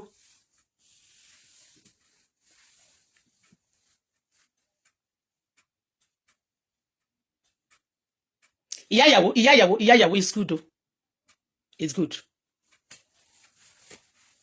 The whole world wọ́n mọ̀ everybody in the world knows that the economy disaster is everywhere in the world not one place everybody feel it why if people are not feeling this and you are not a business person like that ojú ẹ̀ka fúnra o níjọ́ iná ni àwọn èèyàn tó ṣe party tí wọ́n ṣe yípo tó bá ṣe party báyìí wọ́n nílò bí wọ̀ta wọ́n tiẹ̀ lówó bọ́dé ẹ bá máa gbọ́ money na wọ̀ta orí èèyàn asọ̀nù àwọn èèyàn máa sọ̀nù ń gbòòrò money na wọ̀ta àwọn èèyàn gbogbo iléeṣẹ́ fraud wọ́n pọ̀ káàkiri money na wọ̀ta àwọn eléyìí money na wọ̀ta orí Facebook ẹ̀dẹ̀ ajá kèṣe máa súbà bọ́ọ̀gì ló ní Facebook.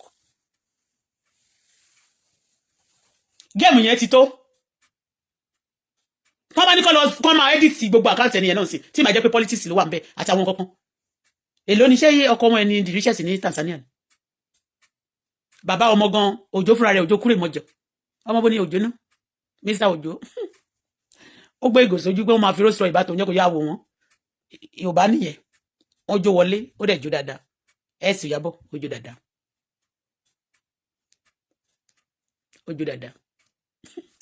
Bola fẹnilẹ́nilẹ́ ó jó dáadáa the man is even good ó yà gbé gò sójú Ìyábọ̀ ń ṣe yamayama lẹ́gbẹ̀ẹ́ bẹ́ẹ̀ náà ni ẹrúpọ̀ ló ń bà bàjẹ́ ẹrúpọ̀ ló bà Ìyábọ̀ gan níbẹ̀ yẹ ẹrúpọ̀ ló bà I can see ẹ mọ̀ pé gbogbo orun kan bẹ́yẹn gbogbo yasgaga yẹn náà tí Ìyábọ̀ ń ṣe kiri yẹn pọ̀ ló ní àwọn yíbò ló ní gbogbo orun kan bẹ́yẹn gbogbo yasgaga yẹn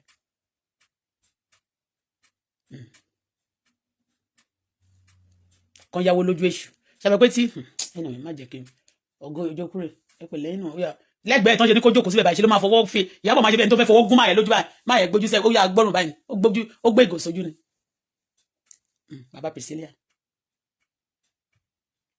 ẹnì Ìyábọ̀ ẹnìkan ló ń ṣe jọjọ́ yẹn náà sí kò sọ pé òun queen mother kò fọmọ ẹ ṣe runs ó jẹ́ ìtùgẹ́dẹ́ pé wọ́n dẹ̀ fẹ́ kò pé 8 months wọ́n fi court ní àwọn queen mother tí lára àwọn tó kó kiri ní ọkọ tí ẹ kú yẹn o ṣọmọ pẹ́ tó ń jọ ọkọ ọmọ tí ẹ yẹn sí ṣọmọ pé ṣó good example fún ẹ. You know that lady that actually joined your daughter with the husband now is a good example, is a role model. Better copy that girl. Copy the girl. What did I say? Copy that girl. Torí pé ìwọ tó kó ṣì Wùmí sí. Ọkọ Wùmí kú. Wùmí wọ́n ló gbọ́ pọpọ àbó jàjà kú nẹ. Torí ìwọ náà bó ṣe wà yẹn náà. Bó ṣe wà yẹn. Ó ṣẹ̀ṣẹ̀ máa nísìn lẹ́nu débẹ̀tà pọ̀ ló sọ pé you are just a good care. You are just like a teddy bear at home. This and that like that. You are not gentle. Okay? And the people you coach. In fact, ìgbà tó bẹ̀rẹ̀ sí coach Ṣadé gan. tó lóun yàrá ìgbà tó bẹ̀ sí kò ṣe òun náà kò mọ̀rọ̀ sọ tẹ́lẹ̀ tó bá ń sọ̀rọ̀ sáwọn báyìí òun náà ó ti láwọn ṣó ti yé ṣe orí pé èyí tó kó ṣọmọ tiẹ̀ ọmọ Ìgbò yẹn sìn ó kó ṣọmọ tiẹ̀ ó fọmọ tiẹ̀ sí relationship ó work ìwọ ṣe kú ìmọ̀dà fáwọn olóṣó wọn ò ṣí wọn lé wọn bá rí ọkọ gidi irú Mohbad yẹn tó yẹ kí Wùmí kó dìmú dáadáa kó dáàbò bò kó má jò kú dànù torí pé ẹni tó yàn fún kú ìmọ̀dà òun fúnra rẹ̀ ò mọ ojú ọkọ tọ̀ nítorí pé bọ̀ lólówó ni tí a bá dẹ̀ ti fẹ́ olówó ń gbà mí pàápàá ó ní fẹ́ ṣòwò kọ́lẹ̀ torí pé ó ti ń da ìbò ẹ tó bá tó fẹ́ lọ fi pọ̀ lólẹ̀ ta ló fẹ́ fẹ́ báyìí Megidana ò lè fẹ́ Megidana is for me ọdún kò dẹ̀ sí àwọn olówó pọ̀ mẹ́ẹ̀ ṣá ìwọ tó bá bú mi kò sí wàhálà jáde síta kó wá sọ fún wa àwọn tó coach tó wọnú ayé wọn táyé wọn settle Ìyábọ̀ ó wà ní ayé Wùmí ayé ò settle ayé Wùmí ò settle ní tó kàn lè ṣe náà ni pé kó ṣe ń sákiri bó ṣe máa bá a ṣáṣe cover up kó ṣáà máa lọ sẹ́wọ̀n káṣí má dẹ̀ tú kí gbogbo nǹkan tó ṣàṣẹlẹ̀ ń jẹ́ kó má tú tó bá dẹ̀ cover up tó front fún gbogbo wọn náà sọjọ́ fún ẹ kò dá o ẹni tó bá bímọ sílẹ̀ kò ń dóró o má dẹ̀ pa Festus o torí Festus nínú Festus olórúkọ ṣọlá mà nìyẹn kì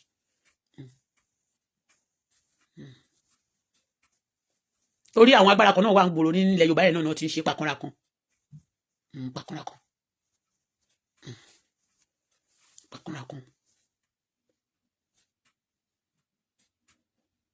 àwọn girls tó bá ti wà ní ayé wọn jẹ́ kó máa ṣe wedding kò tẹ́ pé ọmọ ẹgbẹ́ ìwọ náà jáde sí kò ṣùgbọ́n able to stand ọjọ́ tó ti ń ṣe party níbẹ̀ ní Nàìjíríà wọn ti sọ pé Iyabo Ojo actually caused this wedding to happen Iyabo Ojo actually joined this together but Iyabo Ojo is a godmother god queen mother to the Wunmi and Mohbad pai after pai Mohbad no justice and now they started using daughter son for ring bearing and they started placing for the baby and they started showing the baby in the camera we care for this baby. The Igbo lady that connected that mommy, that connect your daughter, go and learn from her and let life settle. Because when they say, this marriage must not be spoiled, nobody must spoil this marriage, nobody must, you say, Amio, amen. And you try to even systematically slap the father of your baby. Systematically, yeah. You say, hey, Amio, and the man was sitting by your side. Amio, you did your hand like this. And you're sure about me.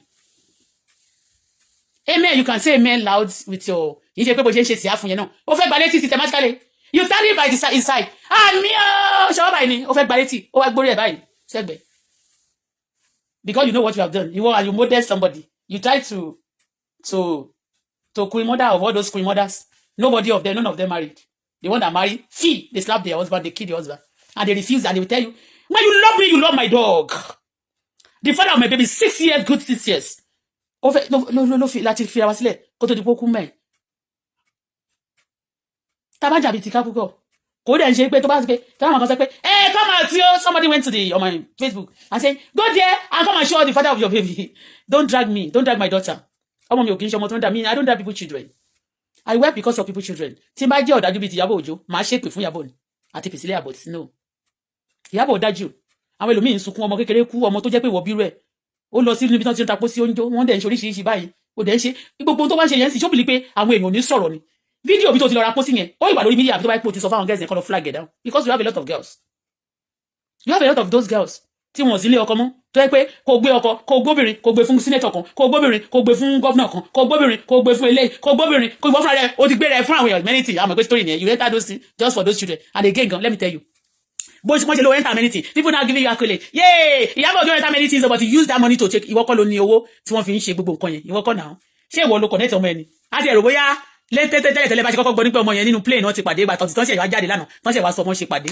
pé ẹni tó gbé jáde yẹn ẹni tó gbé jáde yẹn wọ́n ṣe straight náà kò bá jẹ́ ó lè dúró kó sọ pé òkè wedding yẹn kó máa hó tó bá jẹ́ yàn burúkú irú ẹ̀yìn ẹ̀ lè ṣe bẹ́ẹ̀ ó lè definitely torí nǹkan tó ṣẹlẹ̀ fún sí Wùmí nìyẹn ìgbà tẹ́ bá kó ìṣúra àwọn òbí tẹ́ bá jẹ́ queen mother fúnra àwọn bẹ́yẹn ẹ gbọ́dọ̀ kù jẹ́ queen mother tẹ́bẹ̀ mi ṣe wà tó bá jẹ́ godmother mi àbí godfather àbẹ́ níbọ̀ tó bá jẹ́ anything ní ayé mi tí mi bá find it easy máa fojú ẹ̀ gbolẹ̀ máa sọ síta you see the way I used to talk and I will tell you torí ẹ̀mí ní nǹkan tí máa sọ fẹ́ nìyàn tí èèyàn bá wá sáyé mi jí pé máa kọ́kọ́ fún ní àdúrà ṣùgbọ́n tí bá wá ṣe àdúrà fún o tó bá wá ṣe burúkú fún mi àdúrà yìí máa wá di ègún lórí ẹ̀ so màá dẹ̀ sọ pé nígbà tó bá mọ̀ mí ò ní mọ̀ mí ní tàìmì ẹ̀ fún ibi the father of my baby kò lè fẹ́ mi kó mi lè wà lọ́wọ́ ẹ̀ kó jẹ́ pé mi lóyìn fẹ́ kó kú àwọn èèyàn tó fẹ́ yọ̀ǹkì àti gbogbo wọn bọ́n ṣe máa ń play game yẹn they will make sure that person misbehave so that they can yọ̀ǹkì the person.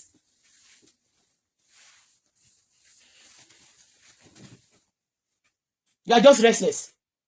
Hey, this is good for you. Níbi tí Nàìjíríà dé tó yìí, níbi tí ẹ sí Nàìjíríà dé.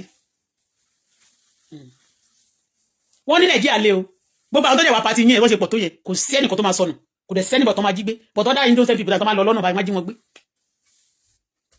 ìgbà ẹ̀yin wọn nínú yín kan tẹ́ bá ń ṣe wúkọ̀ wọn ò ní gbé yín láyé kan lọ sọ́tà yín bó ṣe ń sọ́tà wọn sọnù ní ọ̀nà Yewa Ogun state gbogbo wọn yẹn ní Lagos state wọn ò ní sọnù ṣùgbọ́n tó bá ti wọn ò ní sọnù but innocent yẹn náà máa rí ọmọ kò léèyàn ọmọ kan wọn máa jí gbé ọ̀rọ̀ yẹn ní bó ṣe jẹ́ ṣá tẹ́ bá ti ẹlẹ́ẹ̀fẹ́ ṣe ti sàṣálẹ̀ tó bá pẹ́ ẹlẹ́ẹ̀ tẹ́ bá ti rí pé tá bá ní kẹ́ má ṣe ń sìn á dàgbé wọ́n jẹ́ lọ sí ṣùgbọ́n yín tá bá fara ṣiṣẹ́ fún ló ń pẹ́ lọ́wọ́ ẹni o ṣé owó royalty yẹn ò sí ń bẹ̀ ṣá ṣé kò sí ń bẹ̀ àbówó torí irú owó Emefiele àbí owó wọ̀nyẹn táwọn èèyàn bá ní wọ́n bá fẹ́ kókó Nàìjíríà nínú kọ̀ọ̀kan bẹ́ẹ̀ àbí òye mi ṣá ó dẹ̀ yọ lọ́hùn o tó bá tiẹ̀ tẹ́ bá tó pé wọ́n láwọn èèyàn tó bá ń gbé owó tó ń trafficking náà tó bá ti trafficking wọn náà máa ń fún wọn lówó owó tó bá fún yín náà ẹ̀dá ìkẹ́ ìnú tọ́jú ẹ̀ torí ṣọ́ọ̀bù bọ̀bọ̀ yẹn gan kì í ṣe pé bóyá ó tóbi kì í ṣe kò kọ́ mọ́ nǹkan tó lè rẹpẹtẹ ó kàn ní brand ni tó bá dẹ̀ ní brand náà tó bá ti ń korúkọ ẹ̀ sí tó bá ti sọ fún wọn nílùú bẹ́ẹ̀ níbi tí wọ́n ti ń ṣe China yẹn tó bá ti oye kọ́pì tó bá máa rà tó bá ti sọ báyìí wọ́n brand ẹ̀ ní àjọ tó gbogbo àti pé wọ́n ṣe gbogbo ẹ̀ kì í ṣe pé ó ṣe kiri kan náà rẹ̀ yẹ ní understand rọra o fìfì sílẹ̀ àjò ní understand ní bẹ́ẹ̀ Ìyábọ̀ ó ní mo ṣe kọ́kọ́ sọ pé kọ́ má fi gbogbo ẹ̀ ṣe ẹ̀ kọ́ má fi bẹ̀ ó tó rò pé àti gbàgbé gbogbo nǹkan tó ṣẹlẹ̀ báyìí ń sìn I am telling you àwọn tó wà nílé mi lánàá wọ́n mọ̀ pé mo ń sọ̀rọ̀ bọ̀ tí bí mo ṣe ń sọ náà mo ní Ọlọ́run bí mo ṣe ń sọ̀rọ̀ yẹn lára àwọn tó jókòó sí pati ẹ̀yẹn náà wọ́n máa sọ tí mo sọ lára tí mo rí yẹn tí a ṣe ń sọ yẹn àwọn míì ń sọ a lot of people náà ti wà pati yẹn àwọn musician wò wá náà àwọn musician wò wá mi ò sọ pé àwọn náà dá o àwọn musician wò wá mo tó máa tó wí tó máa bọ̀ mí sí wọ́n máa gbé Liam tó mọ̀ pé mo like ọmọdé wọ́n fẹ́ kí n share sórí page mi ìyẹ́ ti Liam bọ̀ mi share ní tìǹsì kọ́yẹ́kọ́ mi máa rò pé bí a ṣe lè mi àti mi ò jẹ́ sísìn bẹ́ẹ̀ ọ̀rọ̀ Mohbad lágbà tí Mohbad tó ti kú mo mọ owó tí mo lose mo mọ ìyà tó jẹ mí but many are the affliction of the righteous but God deliver us from all those evil mi ìdẹ̀ níjẹ ìyàmọ́ lórí ọ̀rọ̀ ọlọ́rọ̀ gan àti èyí tí má ti jẹ ọlọ́run níjà kárú aburú mi ní rírú ẹ̀ láyé mi kò ní ṣẹlẹ̀ sí mi. àwọn celebrate àwọn olórin mélòó ní Nàìjíríà tó wá bẹ̀ níbẹ̀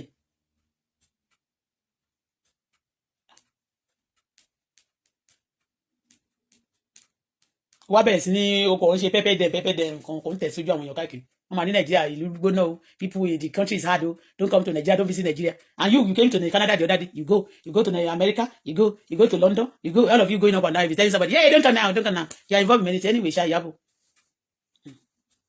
Iyabo ibi tẹ́ bá di ọ̀rọ̀ yẹn sí àwọn tó ń represent ẹ lọ tú o ẹ tú kẹjẹ kí ọmọ yẹn kan lọ bẹ́rì ẹ̀ kẹ bá máa wí pé kò kàn wá o àdán kankan ní Nàìjíríà tó yẹ pé àwọn tó gbọ́n kankan tẹ́ni kan máa gbọ́n nǹkan gbọ́gbọ́ sí tiwọn àwọn ló ń wòyìn àwọn ló sọ yìí celebrate ẹ bá sọ kẹ́ celebrate àdán kankan àrí kankan táyé yín bá ti da tẹ́ bá ti rí jẹ ayé àwọn other people tó ń gbé yín sókè tó jẹ dára wọn bá máa da wọn sọ pé ológo abákẹ́jọ ògbó títí fún yín kò fẹ́ jáde ẹ jẹ́ kó rí yín pé o kò sí anybody tó ń bẹ̀rù anybody ó ti yẹ bẹ́ẹ̀ eyín tájá bá fi bọ́mọ ìṣeré ló fi ń gé jẹ anybody ò lè máa bá yé ẹnìkan jẹ́ kó ló máa fi tútù ìṣe kó wá sẹ́kó kó máa rẹ́rìn mọ́ ẹ tó bá bá yé yẹn jẹ́ tó you spoil somebody's life you attack somebody's life you ruin somebody's life and you want the person to be smiling at you. They want you to be celebrating. How many celebrities have caught me and put me in their platform? Àwọn tó bá ṣẹ̀ṣẹ̀ fẹ́ rí celebrating nìyẹn. Kí lèmi? Celebrating lèmi náà náà. Èmi tí odidi American president ti mọ̀, tí Canada prime minister mọ̀, tí Nigeria president tó ń monitor kiri. Wọ́n mọ̀ mí náà. Bí wọ́n tún máa ń pè celebrating and I speak. A dẹ̀ máa tún gbàdúrà ó tún máa wá sí ìmúṣẹ. Ká tó wá sórí social media gan tún mọ àwọn èèyàn kì í ṣe lẹ́pà kan dẹ́rùkọ. Àwọn tá a dẹ̀ láàmú ẹ̀ wọ́n láwọn tóbi kan tó bá ṣe yánmà àwọn máa gbé wọn lẹ̀ báyìí kì í ṣe kíní. Iye bọ́ wọ́n ṣe fẹ́ràn ká àwọn náà ń pè celebrating yẹn dignity and decency called celebrity. The people with dignity and decency and know what they are doing and they contribute positively to society, not that causing chaos and trouble to some homes. And they call themselves to celebrate. Hunting people, bringing some people down because they are less privileged. Because you're not going to celebrate men. Iyabo, your wedding, you have tried. Baba ni gbogbo owó tó náà thank God ó sọ pé ọmọbìnrin tí bí yẹn ó ló ká ọ̀pá wẹ̀. Ìmú ọmọ kan Ṣadé tó lọ gbé mọ́ra yẹn tó ti wá di ọmọ ṣẹ́ ń sìn. Ṣadé yẹn. Ṣadé tí ó ṣàtì mọ́ Ṣadé tí mo ń sọ. Mi support ọmọ ti bí yẹn o. Mi sọ ẹ̀nà don't support anybody ṣáàrí. Kò sí tó kàn mí, mi ò bó ní bá àwọn ẹni bá tiẹ̀ ti wá fọ́mọ mi. Do you know why mi fi tẹ̀ sójú ẹ̀ dáadáa? Mi ìdẹ̀lẹ̀ mi tí mo tún fi respect ẹ̀ ní pé ṣé orí téèyàn bá ti mú ọmọ mi tí èèyàn bá ti lè mú ọmọ mi especially ọmọ mi yìí tí ò ṣẹ̀yìn tí ò ròyìn ẹni yẹn Ọlọ́run kò ní sọ fún mi pé mi ò ṣe Ọlọ́run kò ní sọ pé mo bá ẹni yẹn jà tí gbogbo ara kò ní sọ pé mo bá ẹni yẹn jà mi kì í ṣe pé mo ní forgive o but you know you forgive some people but you don't talk to them you cannot show them again nǹkan tó lè show Ọlọ́run ẹni má ṣàmájẹ boast.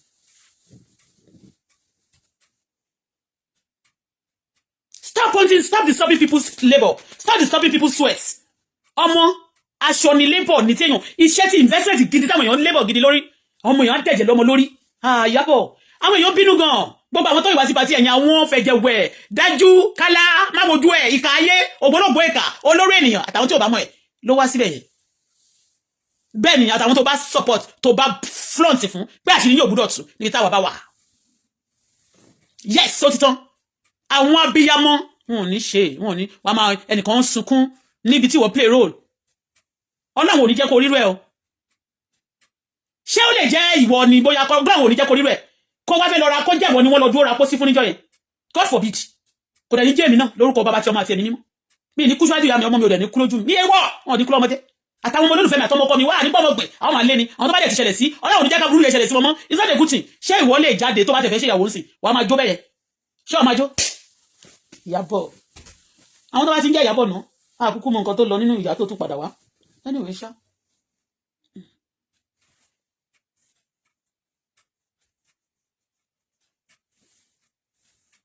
ibi tẹ́ bá dì sí ẹ lọ tú tẹ́ jẹ́ kó lọ sin kó lè sin Mohbad kó lè rí oyá tiẹ̀ èyí tó bá máa fọ́ọ̀mù ẹ̀kọ́ fún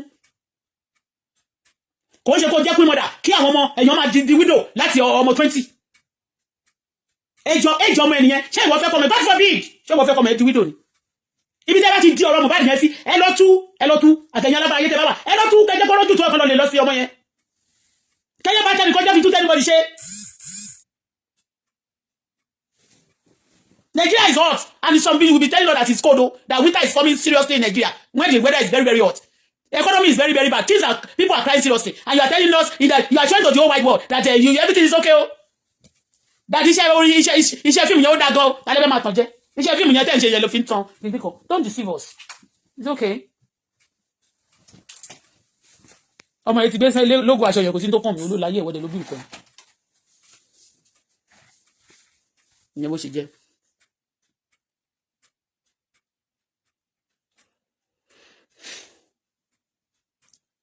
Olórí burúkú ni ẹ̀yin ọmọ tí ẹ máa ń pè ayín ní ẹ̀yin queen ẹ̀yin tí Ìyábọ̀ jẹ́ queen lórí ẹ̀yin olórí burúkú ni àti godmother yín gan má jẹ́ ń ṣépè o olórí burúkú ni ó ní I wonder that's why Wasiu use you.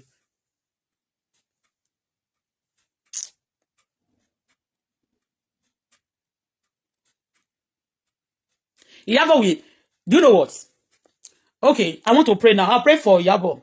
Whatever Iyabo role Iyabo has played in the life of that Mohbad and the Wunmi, may God pay that her daughter back. If you anoint me, I will change the prayer and I will tell God to pay back whatever Iyabo has done to Mohbad. Whatever role Iyabo has played, also care nìkan náà dìde, yes. Those of you tell me you will be abusing me. You see, I'm not watching the camera. I don't listen to your. I don't look at the comments. You abuse me, the Lord destroy you.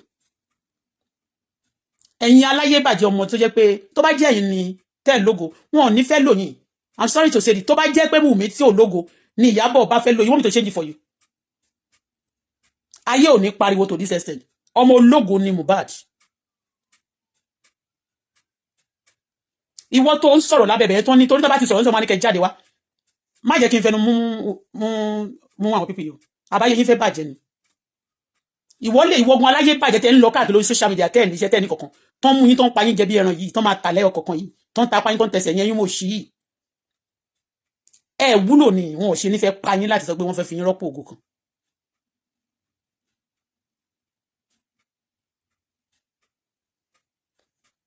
Olórí burúkú. Mo bẹ̀ lọ́wọ́ Iyabo Ojo fún nǹkan tẹ́ sọ yẹn. Iyabo Ojo tó ń ba yéèyàn jẹ́ ọjọ́ tí Mohbad kú. Iyabo Ojo ó ní page méjì kan tó wà lórí social media. Ìtì bá sọ lẹ́yìn ẹ̀ máa sọ lójú ẹ̀. Kò sí nǹkan tí mo bá sọ nínú ilé mi àbí níbi kan tí mi ò sọ lójú èèyàn rí. Àwọn page méjì yẹn amẹ̀bọ̀kan àti amẹ̀bọ̀kan. Ọjọ́ tí Mohbad kú kọ́lọ́run tó rí fi ìran Mohbad kí tó tẹ̀ mọ́ pé ń jẹ́ ẹnìkan jẹ́ Mohbad.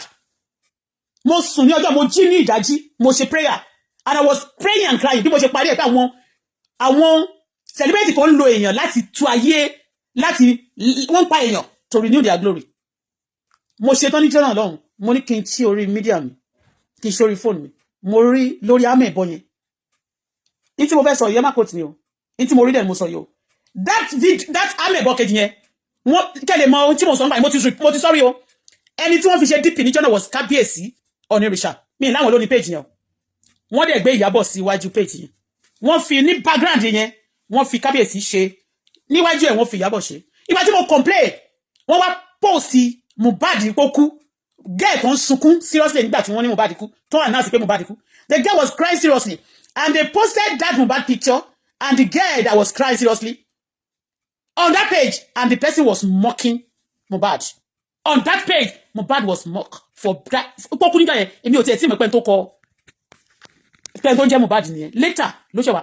Bí mo ṣe wá sọ̀rọ̀ yẹn, a lot of people came out later, they started cheering and that's talking about Mohbad. But in the beginning, lọ́jọ́ tí mo rà kọ́kọ́ kú, tó àná ṣe, page yẹn rẹ́rìn ni. Tí n bá parọ́, may God judge me. Tí mi bá parọ́, gbogbo ẹni tó ṣe ìtàn yẹn tó ní page yẹn.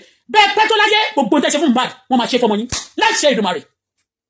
Gbogbo ní tẹ́ ṣe, ilẹ̀ ṣe fún Mohbad, wọ́n máa ṣe fọmọ yín.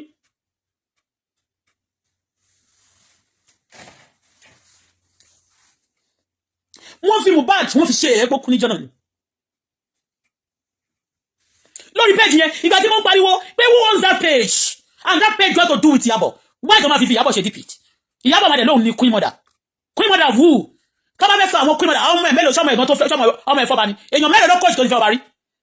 Àwọn ọba tí wọ́n wà nílẹ̀ ní Yorùbá àti gbogbo ilẹ̀ tàbí káàkiri. Èwo ló jẹ́ ọmọọṣẹ́ Iyabo Ojo nínú wọn?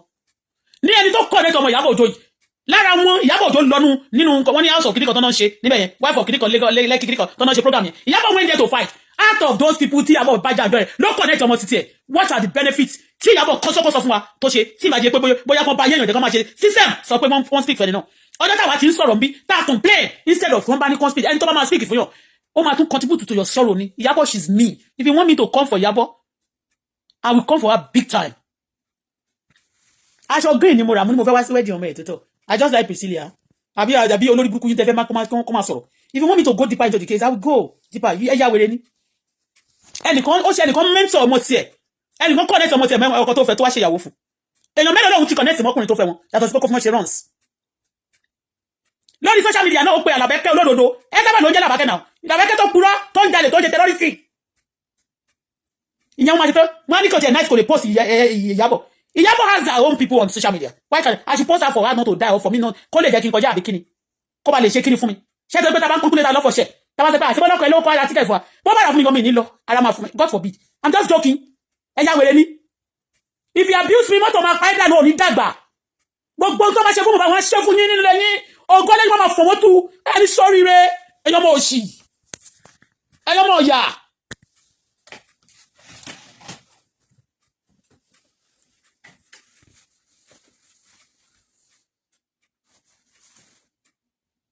Kò ní dá fún ẹ, you are jealous of what?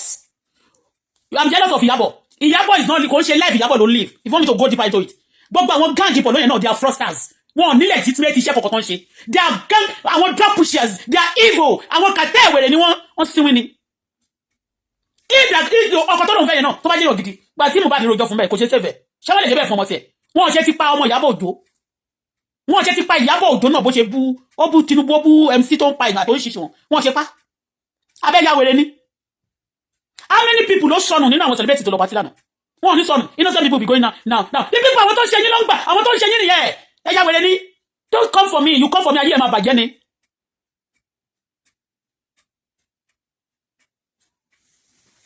Tell them I'm jealous. Jealous who? Let me tell you. If I share Mohbad, if I share Iyabo on the platform, I can still come out and blog her. Tí bá share mo lè fi man mo fẹ́ fi control crowd òṣìwò. Kí mo fẹ́ gbà nínú crowd yẹn. If I share, I post on my platform, I can still add on her. Who is she? With any mama, but was on platform me. That's even Mama she. Mama down celebrity. Kí ni Mama she? Wọ́n ja wèrè ni. Kí ṣe gbogbo wọn.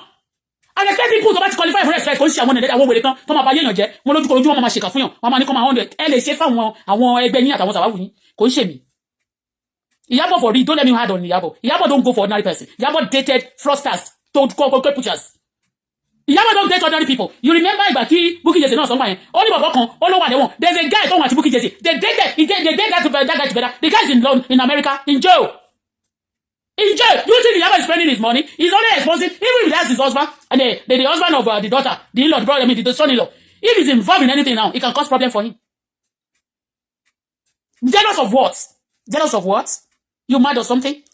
Jealous of the noise makers, the money stolen, or the hostess, or things they just to create impression. And don't connect ọmọ ìlànà. Aṣọ tọmọ yẹn wọ̀. Aṣọ tí gẹ̀ yẹn wọ̀ ó beat Iyabo. But aṣọ ikọ́ lè mi sọ. Because àwọn olówó gan wọ́n máa ń simple ni. The rich people are simple to the core. They will be neat, whatever to put on lè wà expensive. Ṣé pé bó ṣe pariwo yẹn, aṣọ tó wọ̀ tí Iyabo wẹ̀ lónìí wọ́n fẹ́ kí n analyze ẹni. Tó bá ní mo jealous ẹ̀. Aṣọ tó wọ̀ yẹn máa mú jáde bí bíbá ìfọ̀n. Pink tó wọ̀ yẹn tó da jùlọ máa mú jáde. $80, $120,000 per yard. Ètò tún da jùlọ tó fi ṣe wá àtìgbà. But kì í ṣe ẹni ọ̀fẹ́ sọ tó bá ní mo jealous ẹ̀ máa wash it down fún ẹ. If you tell me I'm jealous of Iyabo tó jẹ́ pé ó tún lọ kó aṣọ àbàtà tó ti wọ̀ tó ti fi ṣakọrí ó tún ní kó bá ń de àwọn design aṣọ kan mọ́ ó wá fi wọ̀ yẹn ló fi wọ̀ blue àti aṣọ míì tó wọ̀ tó gbé jáde. If you tell me that I'm jealous of Iyabo, I will be hard on you. Ó yá wèrè ni. The good person, that good lady that connected Iyabo with her daughter, the husband, as Iyabo connect anybody that need to marry, or and tó jẹ́ tó ń godmother fún tó lè mú queen mother fún wọn, they are killing their husband, they are misbehaving, and they started introducing little boys, those little baby into the system. Wọ́n máa sọ pé wọ́n love fún wọn just to show the camera that they love. Is that love? Can Iyabo accept that? Iyabo ló lọ jókòó síbi tó ti fẹ́ ra pósí Mohbad tó rẹ́rìn jọ́nà lọ́hùn. He was laughing. She was laughing. No remorse. Kò fi pẹ́ni kọ̀ọ̀kú. Iyabo know much about Mohbad. Òun ni olóńkì Wùmí láyà. Ló ń dúró bẹ́ẹ̀ sí ìyókù má worry. Má ṣe sọ Mohbad ṣe gbẹ. Bẹ́ẹ̀ ni tí ó bá sínú ayé Wùmí ò ní rí bẹ́ẹ̀ yẹn. And Wùmí kẹ̀lẹ̀ ó lè ti sọ̀rọ̀ gbogbo nǹkan bọ̀bọ̀ yẹn ó lè ti fún níbi fitting burial kó ti lọ rest kí gbogbo nǹkan ti settle owó. Ó wà ń bẹ̀ láti máa play game keep pancake game. You mad or something? Don't abuse me. You want me to hard on Iyabo? You crazy ni? Mo ti gbàdúrà fún lẹ́ǹkan. Mo dẹ̀ ń sọ fún pẹ̀lú eré pé nǹkan tóun ṣe yẹ tí lady fi yẹn ṣe ṣé òun ti ṣe nínú ayé Wùmí ni? Kò ṣe nínú ayé Wùmí. Show me your role model, your godmother. I will tell you who you are. Kò sọ fún mi irú èmi godmother tó jẹ́ fún Wùmí. Ọkọ ikú kò lè sọ ẹjọ́ pọ̀pọ̀ ohun ikọ́ báyìí ló ṣẹlẹ̀ o tó bá rántí pé yes I made mistake there was a fight I just sọ love ọmọ yẹn tó sọ kò love ọmọ yẹn kò love anybody they will cheat people how to kill people how to inherit their property and you allow that in society. You mad me? Don't let me be mad with you. If I'm mad with you I curse you. Máa sọ fún Ọlọ́run kó bá mi dá padà gbogbo ohun tí Iyabo ṣe fún bad kó lọ mi dá padà fún tó bá dá padà fún bọ̀bọ̀ yẹn náà ní kí bọ̀bọ̀ yẹn náà kú kóun náà wà mọ̀ bó ṣe ní kí ọmọ bí kóun náà jọpọ̀ kó máa pè òun tẹ́lọ̀mí náà kó wá ṣe ìyàwó kó máa pè wọn kó máa kóun náà bó ṣe rí kó máa bí ọmọ kan. You know what it is olórí burúkú yín wicked so you allow wicked people in society. Tẹ́lọ̀ máa ń sọ tó tọrọ then ẹ̀ máa sọ ó jealous kí ni Iyabo ní tó fẹ́ jealous ẹ̀. Iyabo have nothing for me he got nothing tó lè offer me. Tí Iyabo tó ẹni tó bá lè offer èèyàn nìkan tó bá gbọ́ pé èèyàn bá ń ké ọjọ́ tí mo ti wà lórí social media yìí ó rí mi face to face rí náà mo rí face to face rí náà kò ṣe sọ pé àǹtí yẹn ó ti ẹ̀ mọ́rí o ẹ̀jẹ̀ ẹ̀ má ṣe bẹ́ẹ̀ yẹn fún ó ti speak fún mi rí ni. She's evil. Iyabo is evil. Iyabo is a wife of fraudsters. Iyabo ìyàwó àwọn kẹ̀kẹ́ ni for gbogbo of the universe. Gbogbo ọmọ lọ́mọ fi bẹ́ẹ̀ ti ẹ̀gbá ni Iyabo jẹ́. Ọ̀bàyẹ́ jẹ́ ni Iyabo. Kí ló fẹ́ sọ fún mi? Jealous of Iyabo. Okay, ṣé Iyabo ló jẹ́ kí ọ? You are mad. Ìwọ tó sọ pé jealous Iyabo yẹn. Iyabo. Ṣé Iyabo ló ní? Ṣé Iyabo ló connect ọmọ ẹ̀ mọ́? Ṣé Iyabo mọ anybody tó ṣoríire? Iyabo tó lọ sí tó kó àwọn ọmọ ẹ̀ lọ sílé Naira Marley tí wọ́n mú gbó ń bẹ́. Tó lọ́wọ́ Naira Marley máa ń fa ọmọ ní igbó àti àwọn drug mọ́. Ṣé Iyabo yẹn wọ́n ní good mother? Ọpẹ́lọpẹ́ ọmọ Yíbò òun dé ká má kàn sọ pé wọ́n useless. Òun ló bá wá ọkọ. Ọmọ Yíbò obìnrin yẹn ló bá wá ọkọ mi ìmọ̀ kan tó ló ń jẹ́. Ṣebí you heard us yesterday. Òun ló bá ọmọ ẹ̀ wọ́kọ náà. Iyabo fúnra rẹ̀ wọ́n ò lè wo. Iyabo ò lè rọ́kọ fọmọ ẹ̀. Anybody ò lè wo torí Iyabo kò fẹ́ ọmọ ẹ̀. Bẹ́ẹ̀ni ìgbà tí ó kọ́kọ́ gbede gbogbo àwọn celebrity tó yẹ kó fẹ́ ọmọ Iyabo tó jẹ́ Yorùbá gbogbo wọn wọ́n sọ pé Iyabo ló fẹ́ ọmọ ẹ̀ wọn ò lè jẹ́ kó fẹ́ Iyabo ohun ẹnìkan ṣe godmother fún ọmọ tiẹ̀ ẹni tó fọmọ ẹ̀ lọ́kọ yẹn godmother ọmọ ẹ̀ ni kì í ṣe Iyabo ní role model Iyabo kọ́ so bọ̀bọ̀ lẹ́dì yẹn gangan ni kí Iyabo lọ́kọ́ ṣe lọ́wọ́ ẹ̀ gbogbo àwọn tí Iyabo ṣe godmother fún olóṣó ni wọ́n ṣe Iyabo ń tráfíkì ó fi àwọn èèyàn ṣe kí ló ń pè wọ́n woman trafficker ni ó ń ta àwọn èèyàn ó ń ta àwọn obìnrin tó ń ta pussy ṣé tòbó jẹ́ iṣẹ́ ni kí ẹ máa ta pussy is it a job aṣẹ́wó ni wọ́n just a word ọmọ Yíbò yẹn wọ́n jealous Iyabo kí náà fẹ́ jealous ní ṣé kò sọ fún ẹ lánàá tó ń gbàdúrà fún tó náà sọ prophet Yashewu tó sọ rẹ̀ náà di gbogbo wọn ti sọ àwọn di prophetess mama ni wọ́n I declare your life very soon you are going to get married ó ń declare sáyé ẹni tó fọmọ ẹ̀ lọ́kọ òun gbà tó ń wà nínú ayé Wùmí kò ṣe ṣe kí Mohbad má kú kò ṣe ṣe kí Mohbad má kú wọ́n tún Mohbad tó sọ̀rọ̀ fún London òun la ṣe sọ̀rọ̀ ṣe kì í ṣe irú owó Emefiele torí wọ́n kó àwọn Zimbabwe àbí Tanzania wọ Nàìjíríà torí wọ́n gbogbo wọn máa ń wá kárí àkiri ni ó ti yé kò ṣe ṣe kó má kú wọ́n wá gbé òkú ọmọ yẹn síbẹ̀ yẹn ọjọ́ tí wọ́n ń sin òkú ọmọ Àjùmọ̀bí Ìbàdàn òun náà máa kàn ṣe ọkọ̀ máa gbo fímílì àjẹ́ àwọn máa ṣe pé gbogbo Nàìjíríà lè wọ nìkan ló dẹ̀rọ̀ fún géèmù tó ń fi ẹ́ gbà yẹn sódà bàtà tó máa padà wá fún ẹ gan ayé gan máa sọ pé àìsàn lókè Iyabo wọn lẹ́sàn lókè bọ̀ tí wọ́n ní kọ́kọ́ ló lọ́mọ yẹn.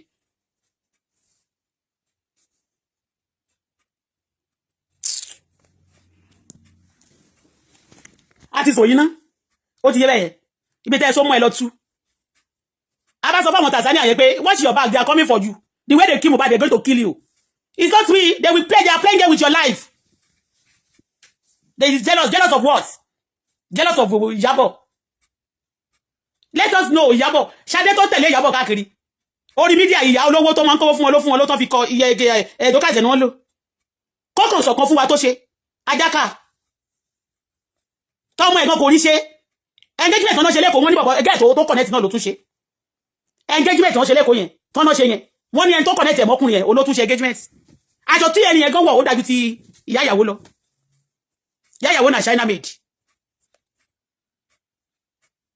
ìyá ìyàwó náà Ali baba oh God Ali is a good person Ali tó bá ti rántí Ali kò mọ̀ máa rántí wá pardon àwọn Ali o Ali ṣe ẹ̀ṣìdá wáyé ò ní da depression ìyá ẹ̀ lórí wà depressed ìyá ẹ̀ wà depressed ò ní da fún ìyá lájà ẹ̀ lórí burúkú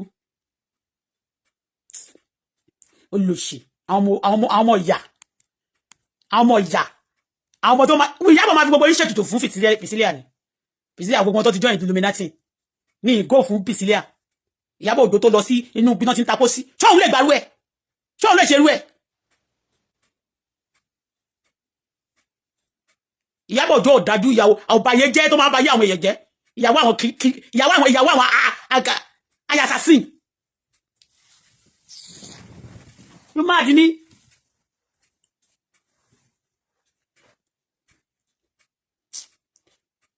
Ìyábọ̀ Òjó tó bá ti bá politicians yìí ò ní wọlé mọ́ má jẹ́ kí bá wọn politicians Ìyábọ̀ Òjó tó bá politicians wọlé mọ́ wọn kì í wọlé tó bá ti bá Ìyábọ̀ sọ báyìí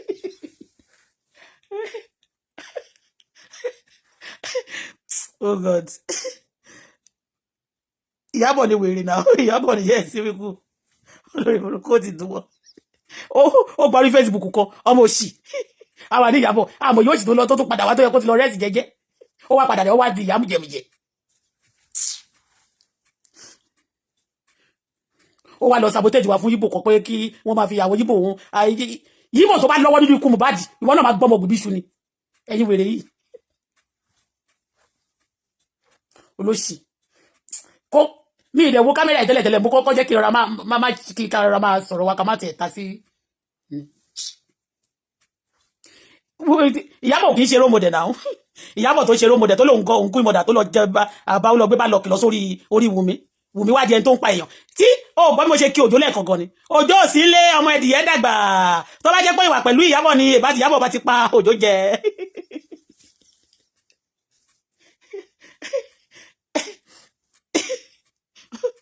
ó lọ gbé àwọn rose boy burúkú tó ó lọ fi ń dẹ́rù ba Òjó fúnra rẹ̀ Òjó gbé ìgòsójú Òjó tí ò rọ́yọ̀ ń ṣe Òjó bàbá Pìsílíà ó fẹ́ náwó ó fẹ́ fọwọ́ gbá máa yẹn lójú báyìí lọ́mọ ṣọ́ra yé ó fẹ́ gbá lójú á ní kò mọ̀ máa fi sísẹ̀ gbá lójú àṣírí àmà ìròpò nìkan ní wèrè.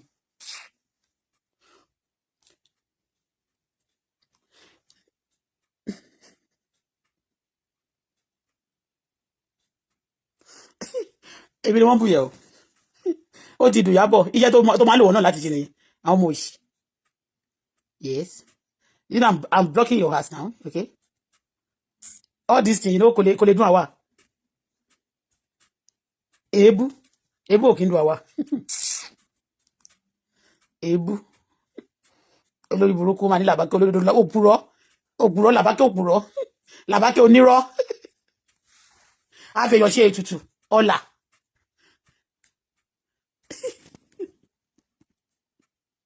ilé ìdí jealous ṣé aṣọ tí Ìyábọ̀ wọ̀ yẹn ṣé kí n gbé jáde kò dáa kí n gbé jáde aṣọ tí ò ní lèsì lápá Ìyábọ̀ àwọn aṣọ tó yẹ pé gbogbo nǹkan tó máa ń lẹ̀ máa ra lèsì wọn ẹ̀tọ́ lọ́rùn wọn tó máa ṣe pàpàpà ẹ lọ wo bóyá ẹlòmíì ò tí ì lórí nínú àwọn celebrity tó máa tún gbé fún ọrùn ẹlòmíì fún wọn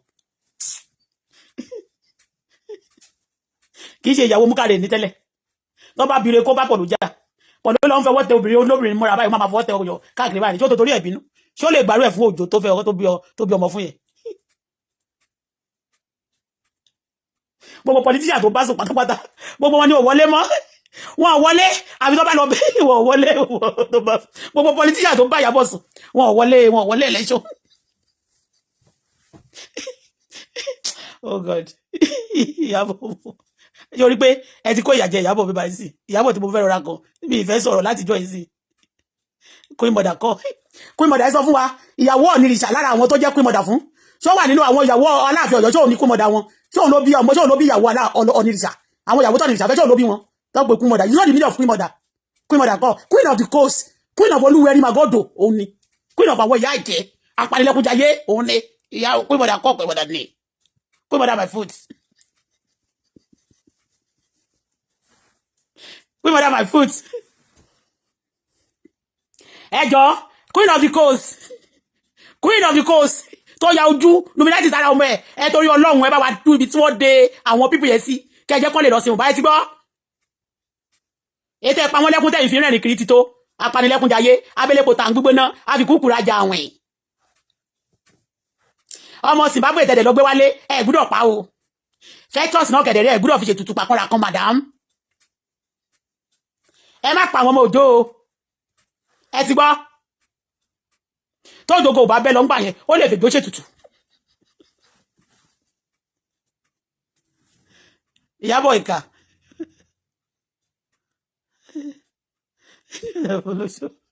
kó mọ̀dà fọlọ́ṣọ́ kí ló dé you get it kí ló ṣẹlẹ̀ gangan ẹ̀ẹ́dẹ̀jẹ̀ àgbọ̀rọ̀ mọ́ ó ẹ pamọ́ lọ́mọ ẹsẹ̀ ìjọ ẹsẹ̀ ìlọra pósí ńdọ́sí ẹ̀yìn abẹ̀ tí ń fò kiri ẹbẹ̀ tí ń fò bí ẹyẹ káàkiri kí ló dé àkọ̀fẹ́ yẹ̀yẹ́ lójú àwọn ìlọ̀sẹ̀ ni wọ́n máa tó mọ̀ ẹ́ sí ọmọ tó bẹ̀ wọ́ ọmọ ẹ̀wọ́ kọ àwọn tó yẹ kó lọ máa kọ́ṣẹ́ lọ́wọ́ wọn nìyẹn ìwọ jẹ́ kúmọ̀dà fáwọn èèyàn bó bá dó àwọn ọkùnrin yẹn ayé wọn á dẹ̀ rùn jẹ́gẹ́ wọ́n tó bọ́ sí ẹ lọ́wọ́ wọn ò ní wọlé mọ́ gbogbo kan ni wọ́n ní FCC máa gbà tán everybody wọ́n máa dẹ̀ fi pákéjì gbéra kiri ni ìdìsáínà oríṣiríṣi ìtàn ti nílé kí ló dé ẹ fi ìkúlẹ̀ àbíamọ ẹ náà ló ti kúlẹ̀ àbíamọ náà àwọn ọkùnrin obìnrin kan náà ló bí àwọn ọmọ yẹn náà àwọn ọkùnrin yẹn náà àwọn ọmọ ọ̀dẹ̀ nílò mọ́ wọn á pẹ́ dọ́dọ̀ yín wọn ò ní pé wá wọn bá ti pé wá wọn ò ní pé lọ kí ló ṣẹlẹ̀ ògùn àdẹ̀bẹ̀ sí ń jábọ́ lára wọn Ìyábọ̀ kí ló dé ẹ má fi fẹ́lí fẹ́sítọ́ọ̀sì àbí kí lórúkọ ẹ̀gbọ́n bóyá àbúrò òfin kìíní ẹ má fi ṣètùtù o Queen of Olúwẹ̀rí kí ló ṣẹlẹ̀ àwọn èèyàn sunkún bàdàn wọ́n sunkún bí gbogbo ìlú lé o láìsí wọn o ibi ṣe o ìwọ nìkan ní kí ló ṣẹlẹ̀ kí la ṣe fún ẹ.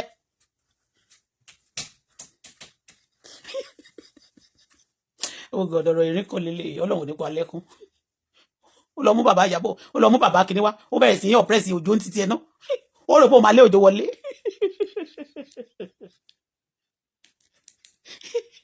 ọmọ Yíbò wa ó wáyé ẹ torí Ọlọ́run ojú ọmọ Yíbò tó introduce Priscilla yẹn sí ó ti dáadáa lọ́dọ̀ mi ò fẹ́ bú Yíbò lónìí sí àyè kí lọ bú pọ̀lọ́ Ìyábọ̀ ìyàwó àwọn jàgùdà ló máa ń láìkẹ́ láti fẹ́ èyí tó bá ti jàgùdà lọ́kọ́ tó yọ̀ wá látọ̀run tó bá ti ṣe jàgùdà tó bá lọ ṣe politics tó kọ̀ lọ ta sí Ìyábọ̀ ó kàn máa jábọ́ kó nu politics ni. Akílódé ẹ ti lọ rọjú kiri jù ó rọjú ó ti rọjú káàkiri kí ló ṣẹlẹ̀ èyàn kì í ṣe pẹ̀lẹ́ ìwé nìkan ló máa kọ́kọ́ pẹ̀lẹ́ láyé ni gbogbo bọ́ǹbọ̀ tó ti wọ̀ nínú aṣọ kò báyìí ló ń ṣò nínú sàtì tó fi rán àwọ̀tẹ́lẹ̀ fún nínú aṣọ tó fi máa rán red made yẹ gbogbo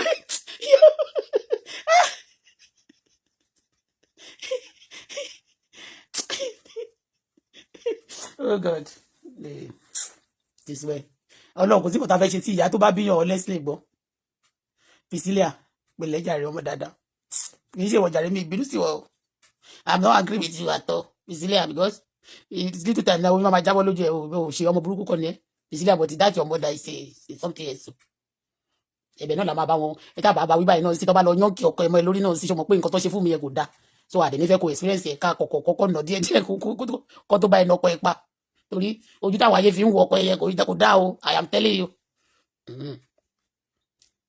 àwọn ayé òfojú rẹ̀ wo mi lè tàn ẹ́ jẹ o ọmọ Nàìjíríà pa Mohbad gbé kọ wọlé kò dáa o so it is well.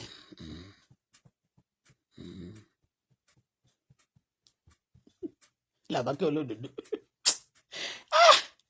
anyway ìwọ nìkan kọ́ ló máa kọ́kọ́ ṣerú ẹ̀ ìgbà tí wọ́n lu Jésù pa lọ́jọ́ Friday wọ́n pè ń Good Friday tó bá ń pe àwọn òpùrọ́ ní olódodo kò sí nǹkan tó burú ń bẹ̀ náà ayé lè ba ayé náà lè máa fi sílẹ̀ sí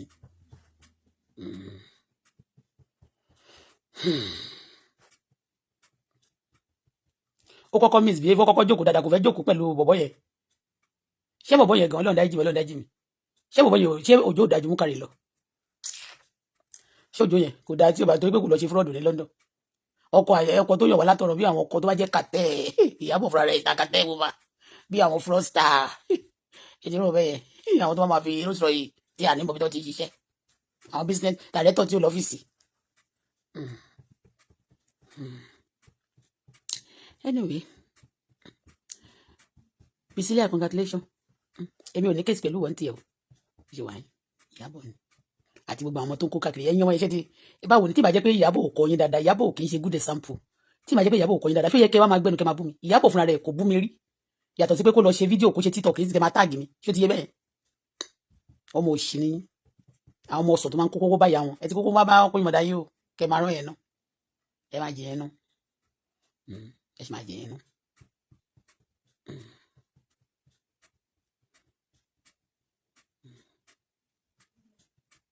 ọkọ mélòó ló ti bá wọn rí Ṣadé tó wà bẹ́ẹ̀ yẹn ń sìn báyìí ìyẹn ń sìn akọ̀bà gbé pé ó ti ní babaláyé kan ọkọ wo ló máa bá wọn rí àwọn tó ń dìímú yẹn náà irú pọ̀lú náà sì wá sọ pé kò fẹ́fẹ́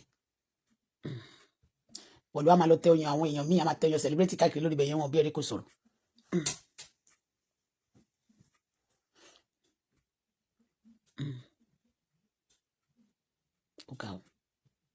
ẹ ṣì ń bú mi náà ẹ máa bú mi lọ kò sí problem ọmọ tó bá ti bú mi ń bì báyìí mi lè sọ pé káyọ̀ ọmọ yẹn bàjẹ́ ṣùgbọ́n èyí ájú àkèrègbè ní ẹ̀lẹ́ máa júwèé bí tí wọ́n máa fokùn sí lọ́rùn ara yìí tó ti yé yẹn tó bá ń bẹ̀ yẹn káàkiri wọn tẹ̀ tí ìbẹ̀wò mi níyẹn tó yẹn kó tó lọ forí kó jábìn ṣé Ìyábọ̀ Òjó ìwọ́rọ̀ ọmọ Ìyábọ̀ Òjó kó máa lọ bẹ̀ yẹn á tún lò yẹn fẹ́rú á tún lo ọmọ ẹ̀ náà á tún lò yẹn fẹ́rú ẹ máa ṣerú kù ni olókùn mi ìyẹn bó ṣe jẹ́ o ó ní kẹ́ lọ wo Làbákẹ́ Òpùrọ́ o ṣé ti yẹ yín báyẹn ẹ lọ bá wo Làbákẹ́ Òpùrọ́ torí wọ́n ìfẹ́ lọ ṣe sí ní Tanzania kó ba lè rówó tíkẹ́ẹ̀tì àtàwọn tó máa kó lọ àtòwò tẹ ṣé ti yẹ owó tó máa fi tọ́jú ọmọ nígbà tó ń bá bímọ àti tó máa fi ṣe nǹkan tó dáa máa ṣe business ẹ má ṣàfi ṣe oppress ẹ má fi tọ ẹ àtàsíyàn lójú tán ṣe ti yẹ àwọn kókó ìjọba ìmọ̀ ọ̀dà fún ẹ̀sìn kó lọ́wọ́ ìmọ̀ ìpàdé pé ọmọ kan nínú àwọn tó ṣe dáàbò wẹ́dì lónìí wọ́n ti fi dábà ìṣọ́ àwọn èèyàn sí orí wọn wá pé kíkà ó ṣe kíkà ó jẹ́ tiẹ̀ kí ló jẹ́ lọ sí Ìyábọ̀ àwọn fẹ́ jẹ́ ọ̀ṣẹ́. ta ló ń ṣe wedding yẹn bó ṣe ní Tanzania tó bá dé tó wá ṣe engagement ẹ ti ní ká ṣe engagement ní Nàìjíríà rẹ ti ṣe o ṣé máa sọ pé kò dá ọmọ ẹ bá ṣe tó kó máa ṣe kìnìún àti mọ́wé ṣe kíkà mọ́wé ṣe oníkọ́lá Nàìjíríà mọ́wé ṣe báyà mọ́wé ṣe dìtẹ̀ ìṣẹ̀lẹ̀ àmọ́wé obìnrin bá fẹ́ kó máa fara pamọ́ kó máa fara pamọ́ tiẹ̀ Ìyábọ̀ Òjó onímọ̀ràn gidi kò sí ẹni tó onímọ̀ràn gidi kò sí fún tọ́jú ṣe mọ́ mi lọ́mọ ẹni máa lọ sí òkú mọ́ pàtó náà jẹ́ mọ́mí of the coast ẹ má wà fún mi o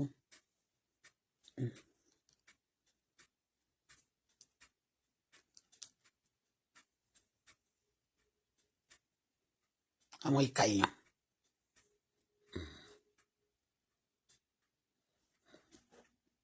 wọ́n ní pé mọ̀lá tó ga nínú ayé ìyẹn kọ́ là ń sọ. ẹ̀yin gúrùpù kan ti ń jà mí báyìí èmi ò sínú gbogbo yẹn o níbo tó bá wù kó ga nínú yín kò sí tó kàn mí pẹ̀lú ìyá kan sọ tó tọrọ ni we are telling you the truth anybody mo nothing but the truth out of all these things gbogbo nǹkan tá a sọ yẹn ẹni tí mo rí ẹni tó dáa jù òun náà ni ẹni tó connect ẹni yẹn supersede Ìyábọ̀ Òjó náà Ìyábọ̀ Òjó bóyá orí dẹ̀ ni ò tí ì bá Ìyábọ̀ Òjó ṣe kò tí ì jẹ́ role model kò tí ì ó fẹ́ kọ́ nǹkan ó fẹ́ kó èrò jọbọ̀ tí àwọn èrò tó kó jọ yẹn wọn ò ṣoríire ṣùgbọ́n tó bá ti ṣoríire tán Ìyábọ̀ Òjó á fẹ́ sàbálẹ̀ ẹyin lẹ́yìn that's what I notice about her ó mọ̀ pé kó máa ń pè nǹkan kan ní sàbálẹ̀ ẹyin tí ò ṣe tiẹ̀ sàbálẹ̀ tó bá dẹ̀ sàbálẹ̀ ẹyin lẹ́yìn rìsọ́ọ̀tì tó máa gbé jáde náà fún ẹ kò ń ṣe rìsọ́ọ̀tì tó máa jẹ́ tiẹ̀.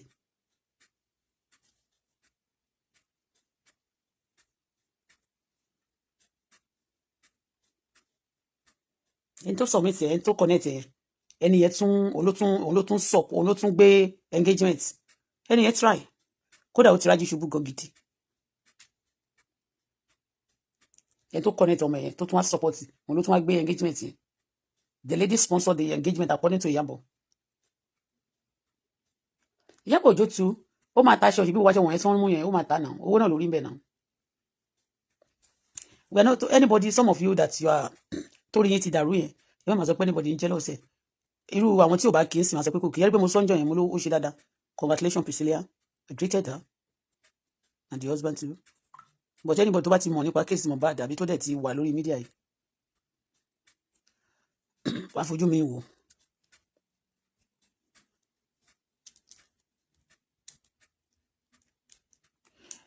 sórí Ìyábọ̀ ti ṣe bí ká lè depress àbí kí ni mo fi ṣé èmi àti Ìyábọ̀ jọ wà ní ẹgbẹ́ ni òun àti àwọn ẹgbẹ́ ló máa ṣe kún depress Ìyábọ̀ lè mẹ́tàlá Ìyábọ̀ lè depress ni mẹ́tàlá Ìyábọ̀ lè depress ni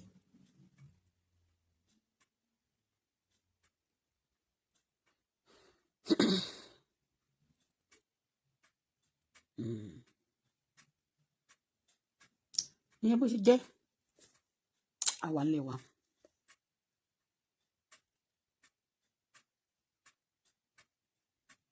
ẹnìkan ní Iyabo friend was in charge of Afebi, not Iyabo, but the money will be given to Iyabo, of course.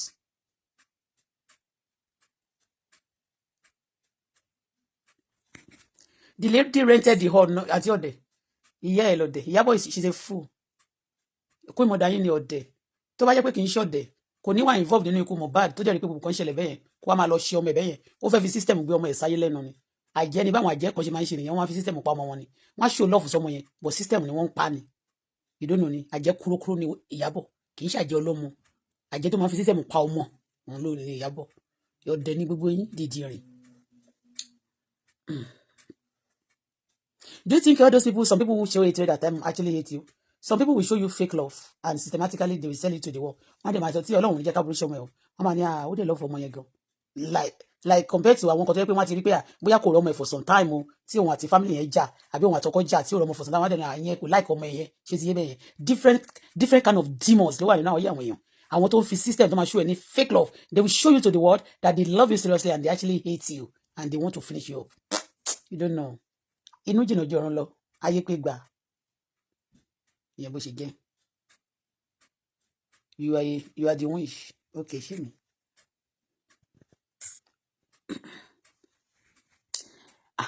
If I'm not a wish, but if I became wish to Iyabo, maybe Iyabo have been a wish to somebody.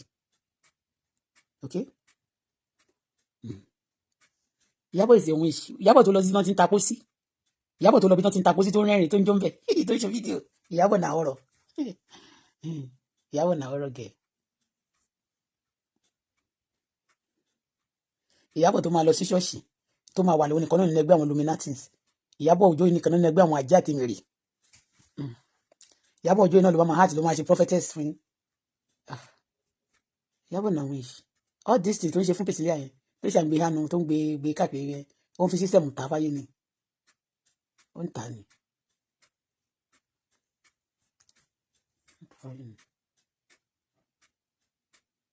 Àwọn míì àti máa oh God Iyabo. Anyway ṣá ẹni tó bá láàkẹ́ ọgbọ́n kọ́lọ́run bá wa fún un Ọlọ́run jọ fún àwa náà ní ọgbọ́n torí Ọlọ́run lọ́gbọ́n fún wa lọ́gbọ́n kan ọgbọ́n fún wa ní ọgbọ́n fún wa ní ìmọ̀ fún wa ní òye o bàbá bá a fún un náà lọ́gbọ́n o ìwà burúkú tó sì ti wọnú ẹ̀ bóyá ó fò síbẹ̀ ni bóyá ó lọ dídì lọ ra ẹni bóyá ó dídì lọ́jọ́ ìní bàbá lè jáde nínú ayé ẹ̀.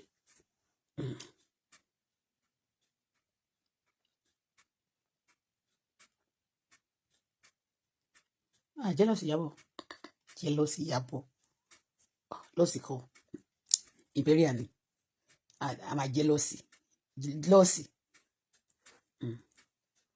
Iyabo ló ń jẹ kogi ló ń jẹ lọ́sì ló ń jẹ gbẹ ló ń jẹ imperial leather ló ń jẹ maryland ló ń jẹ ní ọṣẹ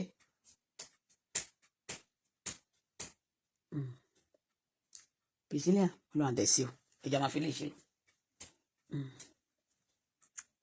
lọ́n ìjọba torílẹ̀-èdè wa ṣe o gbogbo àwọn tó ń jí ọmọ gbé tó ń jíyàn gbé lórílẹ̀-èdè Nàìjíríà celebrity tó bá ti lọ́wọ́ olùwà tí wọ́n láṣìírí o.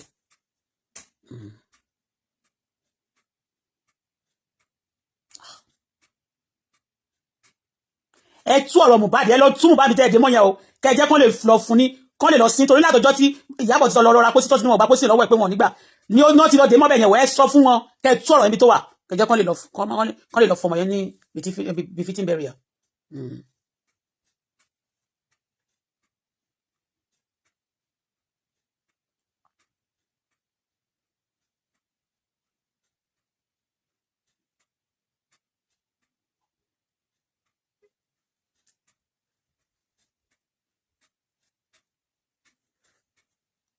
Bye for now.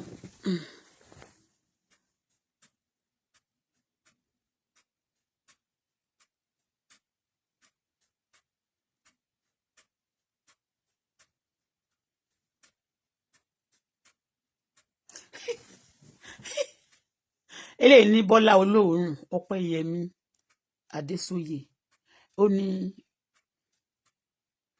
no eléyìí kan ó ní Bọ́lá olóòórùn olómi lábẹ́ ìyá èmi o.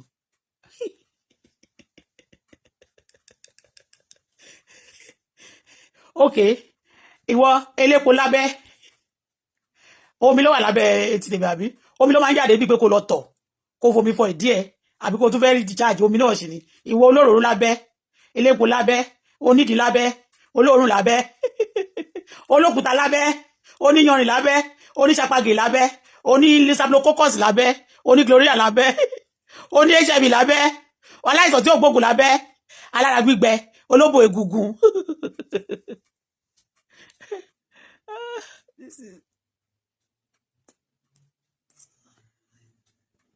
The truth is bitter, yeah.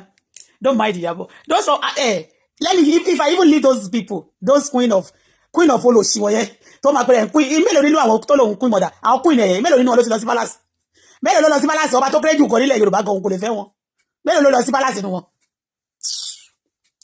Ẹ̀wọ̀n tó pé wọ́n máa fi gbogbo wọn ṣe tutù tọ́ ni àwọn bó ṣe wà yẹn bí pé kán rìn bí mẹ́rin kán máa rìn wọn bí kán máa sọnù lójoojúmọ́ ó bá tún gbèjà wọn máa bú olókọ́ mi èmi olóòrùn ẹlòmí bàtúmù mi gan ó dájú lé yálà yẹlòmí ìmọ̀ lọ olóṣì àwọn ọmọ òṣì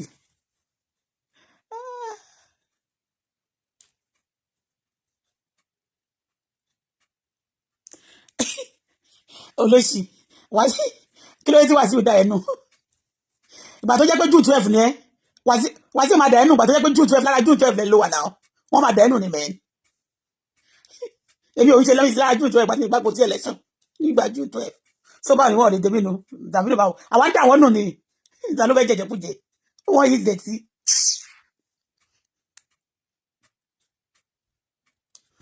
wọ́n yí dẹ̀tí ìyá mi gíga lára eléyìí ẹ gbàgbé àwọn ò ní láti pariwo àwọn bẹ̀rẹ̀ àwọn junction àti kò bẹ̀rẹ̀ for long àti dàwọn nù bíi June 12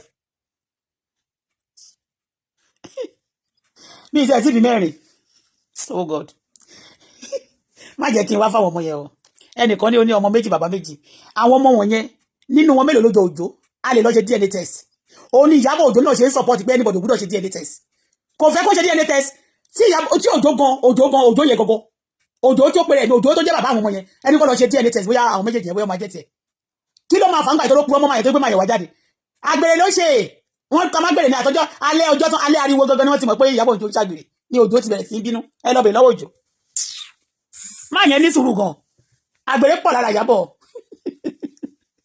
torí tó bá ti bú mi bíbà máa bú Ìyábọ̀ padà àwọn ọmọ méjèèjì yẹn tọ́ sọ fún mi mi ò wojú ẹ̀ dáadáa lọ́wọ́ wọn dáadáa ẹ jẹ́ ká wojú wọn dáadáa káwé tó bá jọ Òjó nínú wọn àbáàlẹ́ wọn ṣe máa bí ọmọ méjì tí kò méjèèjì ò ní jọ bàbá ẹ̀ ẹ má jẹ́ ń wá fáwọn ọmọ yẹn o tó bá wá fún ọmọ mi máa wá fún àwọn ọmọ Ìyábọ̀ o máa ní kó lọ ṣe DNA test o máa ní kó lọ ṣe DNA test o ìwọ tó ń wá fọmọ mi yẹn tó bá wá fọmọ mi yóò mọ̀ pé mo ìpọ́n fi sílẹ̀ àlè àwa náà la ní pé kọ́n gbé bàbá fi sílẹ̀ jáde pé kò ń sọmọ àjòjì Yorùbá ni pé Òjó ló ń jẹ́ Òjó kúrè ní bàbá ẹ̀ ń jẹ́ àwa la ní kọ́n gbé jáde ó bá dẹ̀ wá fọmọ mi máa wá fún wọn máa ní kó lọ ṣe DNA test o torí pé ọmọ tí bí yẹn sìn it's not by your stature it's by what you carry ọmọ tí bí yẹn sìn Festus ó kúrú ju Ìyábọ̀ lọ ó tún kúrú ju bàbá ẹ̀ lọ kò tún jọ bàbá ẹ̀ gan púpọ̀ àbújọ bàbá ẹ̀ ni Iyabo Ojo, if you come for my children, I will tell you Ojo to go and do DNA test. They told me that Iyabo used to go that very night that they married. Iyabo, he was sleeping around. It's because of, that what caused problem between them. Ask Ojo. Ojo is a gentleman. Can't you see the Ojo is very handsome? He's handsome. He's even handsome than Mukare. Than that of Ojo let all of Mukare. He's a Chino lady. You want to do Shina today? Iyabo Ojo used to do Shina then. That is why Ojo leave Iyabo. Iyabo used to do Shina. That's why Ojo chase away Iyabo used to do Shina before. And the husband call Ojo catch her that very night. That is why Ojo chase her away. Iyabo na alagbere. Iyabo do Shina every day. That's why Paulo don't want to marry her. She said she's going to be mistress forever. Iyabo na alagbere. She support the ladies to do Shina alagbere. Iyabo do Shina every day. Iyabo na only Shina. He has a lot of boyfriend in the party. Iyabo that is dating Polo, and that day double by tie, and she continued to do 360-degree for another senator. And senator in House Abuja. Iyabo, how many boyfriend? Iyabo now Onishina.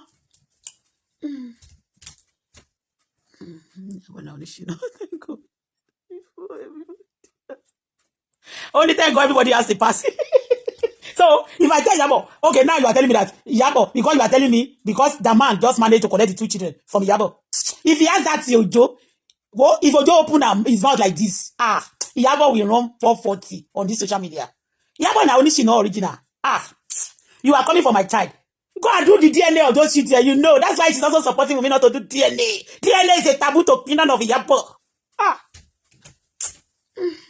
Why as a woman? Why must you be afraid of DNA?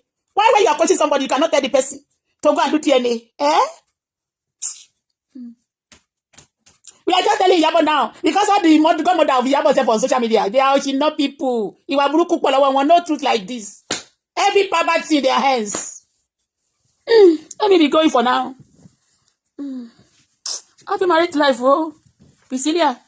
Happy married life. Happy married life. Àná Pizza la fi ṣe pẹ́ẹ́dẹ̀ la fi ṣe pátì Iyabo Ojo lánàá. Ọmọ tó wá ṣe àjàkólòkòlò fún mi níbi báyìí tó wá ṣe kíní fún mi. Oh God, mo ti gbàgbé. Kò yẹ kí n ṣírun mi lẹ̀ ìyàwó mi dáná. Oh my God, my husband in law should be seeing this. Sorry. Mo ti gbàgbé. As a Christian and ìyàwó Aláàjì. Ọlọ́mọ méjì. Mi ìfẹ́ ṣe kíní ni. Ẹni tó bá ti lọ́mọ la máa gbé fún. Èwo làbúrò máa gbé ọmọ ọ̀tọ̀ọ̀tọ̀. Kọ́ máa lè sọ pé bàbá kan lónìí. Kí wá gbé ọmọ bàkú gbé fọ́ọ̀ṣù. Tó fàjà nìyẹn náà. Wọ́n ti gbẹ́jọ́ máa yẹn wá sílé mi. Ṣé àbẹ̀kọ́ mo sọ pé àwọn pásítọ̀ kan wọ́n gbẹ́jọ́ wá sílé mi gbà yẹn. Tọ́ mọ ìyàwó, tọ́ mọ ọkọ yẹn. Make me forget this thing. Don't go, please. Olórí burúkú. Aláyé bàjẹ́ nìyá ẹ̀. Iyabo Ojo gbọkọgbọkọ. Iyabo Ojo aláyé bàjẹ́ tó bá ti bú mi máa bú Iyabo. Olóṣì. Iyabo Ojo tí ò rọ́kọ fún àwọn ọmọ tó ń kó káàkiri tó jẹ́ ó coach wọn láti pa ọkọ wọn. Ẹni tí ò tó Iyabo lọ́wọ́ tí ò tó lẹ́sẹ̀ ó fún ọmọ ẹ̀ lọ́kọ. Ìyẹn tún gba ọ̀lù fún. No be shame be that. Shame. Shame on you. No be shame be that. Na shame.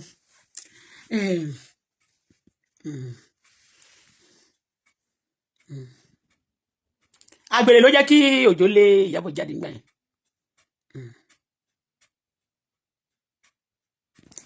Ìwọ tó lóòní láyọ̀ lórí ọmọ gbogbo ayọ̀ tó ní lórí ọmọ máa parẹ́ po ìwọ tó ń sọ̀rọ̀ yẹn. Àwọn tó ní ẹ̀nà ayọ̀ wọn lórí ẹ̀ máa parẹ́ ni. Òní láyọ̀ lórí ọmọ. Tó bá ní lónìí ó máa parẹ́ mọ́ ẹ lójú ni. Bẹ́ẹ̀ ṣe payọ̀ àwọn bàbá Mohbad ìdílé Mohbad jẹ́ ìdílé alọ́ba ayọ̀ gbogbo yín máa parẹ́ po.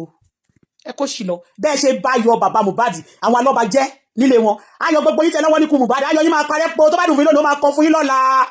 Ó ní dáa fún yín. Olórí burúkú èèyàn.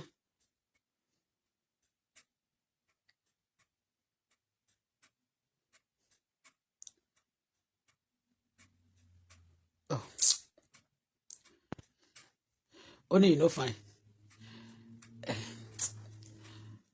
Tó bá wo monster tí Iyabo gbé sínú tó bá mọ àlùjọ̀nnú tó wà nínú Iyabo òun ló máa ń ba yé àwọn ọkùnrin jẹ́. Pọ̀lọ́ náà rọ́wọ́ náà báwo ni Pọ̀lọ́ ṣe máa gbéyàn lọ sí London ikú Mohbad ní sí wọ́n fi kọ́ Pọ̀lọ́ náà lọ́rùn ẹ̀rí pàmò ni òun ló ṣe ń sáré kiri òun ló gbé lọ London láàsì Pọ̀lọ́ wá ọmọ yẹn wá kú ṣé bá lọ kìnìún Iyabo kó wá fún àbí ilọ̀k ṣé wọ́n ti pe Pọ̀lọ́ wá ṣé wọ́n pe Pọ̀lọ́ bẹ́ẹ̀ yẹn rí òkìkí Iyabo jẹ́ òkìkí wèrè òkìkí òsínwín òkìkí ìkọ̀ burúkú àfẹ́ kó pa pìsílẹ̀ àjẹ́ náà torí wọ́n ṣe wà yẹn àwọn kan wà ògbólógbò ni wọ́n wá kọ́kọ́ pọ́n ilé kan tó pa ẹ́ àfẹ́ ó pa pìsílẹ̀ àjẹ́ náà ni torí Òjó náà níbẹ̀ àwọn tó bá pa ìyá wọn tí wọn ò tí nǹkan tó wọn lè fi yá wọn ṣe táwọn ẹgbẹ́ tán bá wọ̀ bá ní kẹ́ lọ máa mú ìyàwó ẹ mú bàbá wa ta ni wọn ò lè pa ẹ kó sì lọ wọn ní láyọ̀ lórí ọmọ ò ní láyọ̀ lórí ọmọ ayọ̀ ẹ máa dìbànújẹ́ ayọ̀ ẹ ó máa dìbànújẹ́ ìwọ tó ṣépè yẹn gbogbo ìpètè bá ti jẹ́ báyìí kó máa lọ sórí Iyabo Ojo àdúrà tí bá gbàdúrà fún tóun náà bá wà bí tó bá ṣépè àdúrà tí mo gbà fún máa dègún lórí ẹ gbogbo yín tẹ́ bá ṣépè ẹ ní láyọ̀ lórí ọmọ ẹ máa ṣòfò tọmọtọmọ ni ayé yín ò ní da torí àdúrà ni mo gbà fún bí mo ṣe yín sọ̀rọ̀ ẹ̀ ń sìn mo ń gbàdúrà fún pèsè tó bá ṣépè fọmọ mi gbogbo yín máa parẹ́ pọ́ pí látùpá máa ń kú ẹ máa parẹ́ pí ní bá ṣépè fún mi ní bá ṣépè fọmọ mi oníṣoríire ẹ̀yin aláyé bàjẹ́ àjẹ́ tó rìn kiri orí social media apààyàn apanilẹ́kúnjayé olórí gbígbẹ olórí bí orí awó ẹlẹ́sẹ̀ gbígbẹ bí ẹsẹ̀ tì ń kó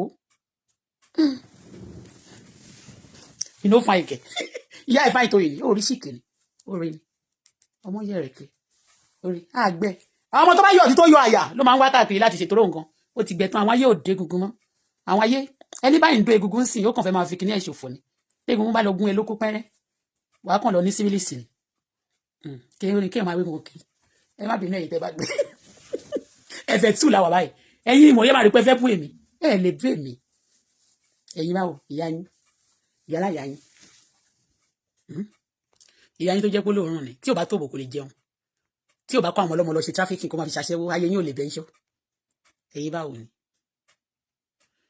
Ìyábọ̀ aṣòfò ìwọ tó níwà aṣòfò yẹn Ìyábọ̀ aṣòfò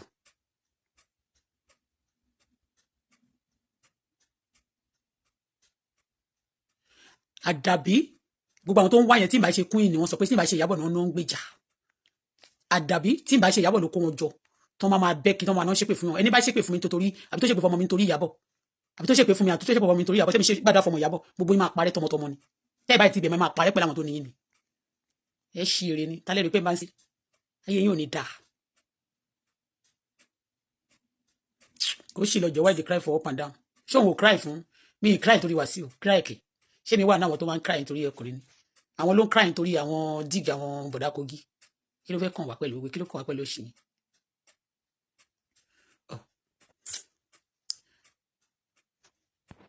kò sí lọ Ìyábọ̀ pa Mohbad láyé ètò ìyẹn bá para lé ẹ̀gán ìdá ju pé tó bá lọ pa ẹ̀rá àtàkùn wa máa fi tọ́jú ara lé ẹ̀ ìyẹn ló bá dìjú kó sì lọ èyí tó ń ti pa sáyé. Who want to run away from who? Iyabo that is a bad luck. Iyabo is a bad luck. If that girl didn't have Iyabo son, I mean daughter, you can see, you know, Iyabo carry bad luck. Which good luck. Some people are just sponsoring her to be doing all that rubbish and they're wasting some money, stealing and using system. We have spoken. They're using some carrier to, you know, they change their location now. Zambia, I mean, we're not lower. Zimbabwe, I've been saying, you know, Kushila. So,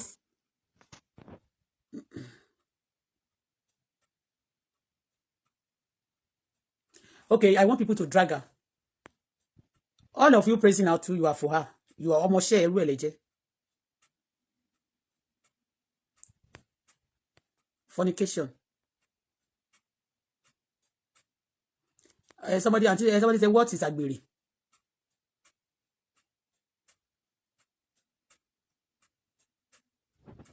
Kí o gbé jù sílẹ̀ kó sì lọ àwa la gbé kí wọ́n sọ sígbó àwa èmi Bọ́lá Fọláṣadé ni mo gbé kí wọ́n sọnù sígbó wà láìtàláì àwa la gbé sọnù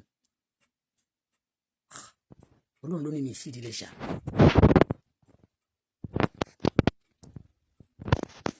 Mo fẹ́ máa block àwọn eléyìí. I want to block you on my platform.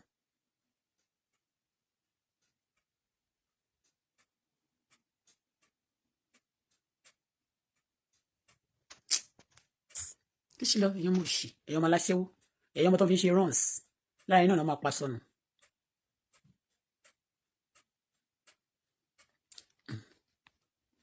Èmi ò mọ̀ èèyàn ìdárúkọ èèyàn bíbá.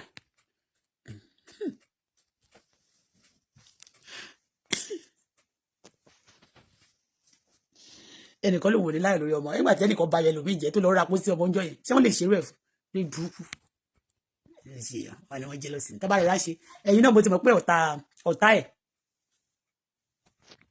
àti wíì náà ẹ jẹ́ máa fi lè ṣe lọ ẹ ti lọ jẹ́ ń bò mí ṣé ti yé ó tọ̀rọ̀ lásọ àjẹ́lọ́sì anybody ṣùgbọ́n tó bá ṣépè fọmọ mi nítorí Ìyábọ̀ gbogbo ìpè tó bá ti ṣẹ́yìn Ọlọ́run bá mi pín sórí àwọn ọmọ Ìyábọ̀ apín sórí Ìyábọ̀ apín sórí gbogbo yín tẹ́ bá sọ́mọ́ Ìyábọ̀ pátá kúrògbòdò ṣé ti yẹ ìyẹn ṣe máa jẹ́ nìyẹn ẹnikẹ́ni tàbí nínú obìnrin nínú yín lórí mídíà yìí ní kọ̀rọ̀ ní gbangba àbí níbi kíbi àbí tẹ́ bá tó mọ́lé babaláwo kan torí gbogbo ilẹ̀ ń lọ kiri nídìí odò gbogbo èpè tẹ́ bá ṣàtìṣe bí tẹ́ bá ṣe kó máa dà lóyún lórí kó dà lórí Ìyábọ̀ àtọmọ àti gbogbo ọkọ yín kórógbódó àti gbogbo yín tẹ́ máa ń tìkà lẹ́yìn bẹ́ẹ̀ lórí kò ní yí padà gbogbo ibi tẹ́ bá ti ṣe àti èpè tẹ́ bá ti ṣe kó dà lórí gbogbo yín kó dà lórí Ìyábọ̀ bẹ́ẹ̀ ló máa rí kò ní yí padà so tó bá ti fẹ́ ṣépè make sure pé ètò bá lè rò ní kó gbé o àdàbí tó wáyé pé nǹkan tá a sọ yìí rọ́ lápá àdàbí tí wọ́n bá lè gbàrú ẹ fẹ́ lọ ṣe àánú ọṣẹ ìṣẹ́gun ọṣẹ àṣìnà ọṣẹ arọ́bí ọṣẹ back to sender èyíkéyìí tí ẹ bá fẹ́ sample àwọn eléyìí tó wà níbí This are sample láti máa fi display ní fún yín.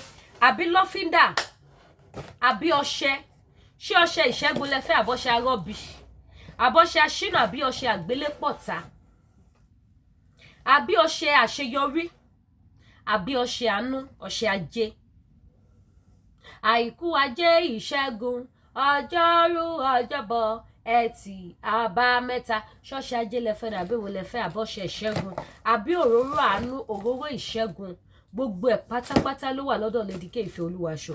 Tó bá dẹ̀ jẹ́ oyin original, oyin náà wà available, size tẹ́ bá ti fẹ́ ni ó wà available, bó jẹ́ kéńlá ẹ̀rí, bó jẹ́ kékeré ẹ̀rí, bó jẹ́ size irú kébà ẹ̀rí, èyí tẹ́ bá ti fẹ́ òun ni mo máa tà fún yín. Tó bá tún wá jẹ́ lọ́fíndà, àwọn lọ́fíndà ńláńlá wà.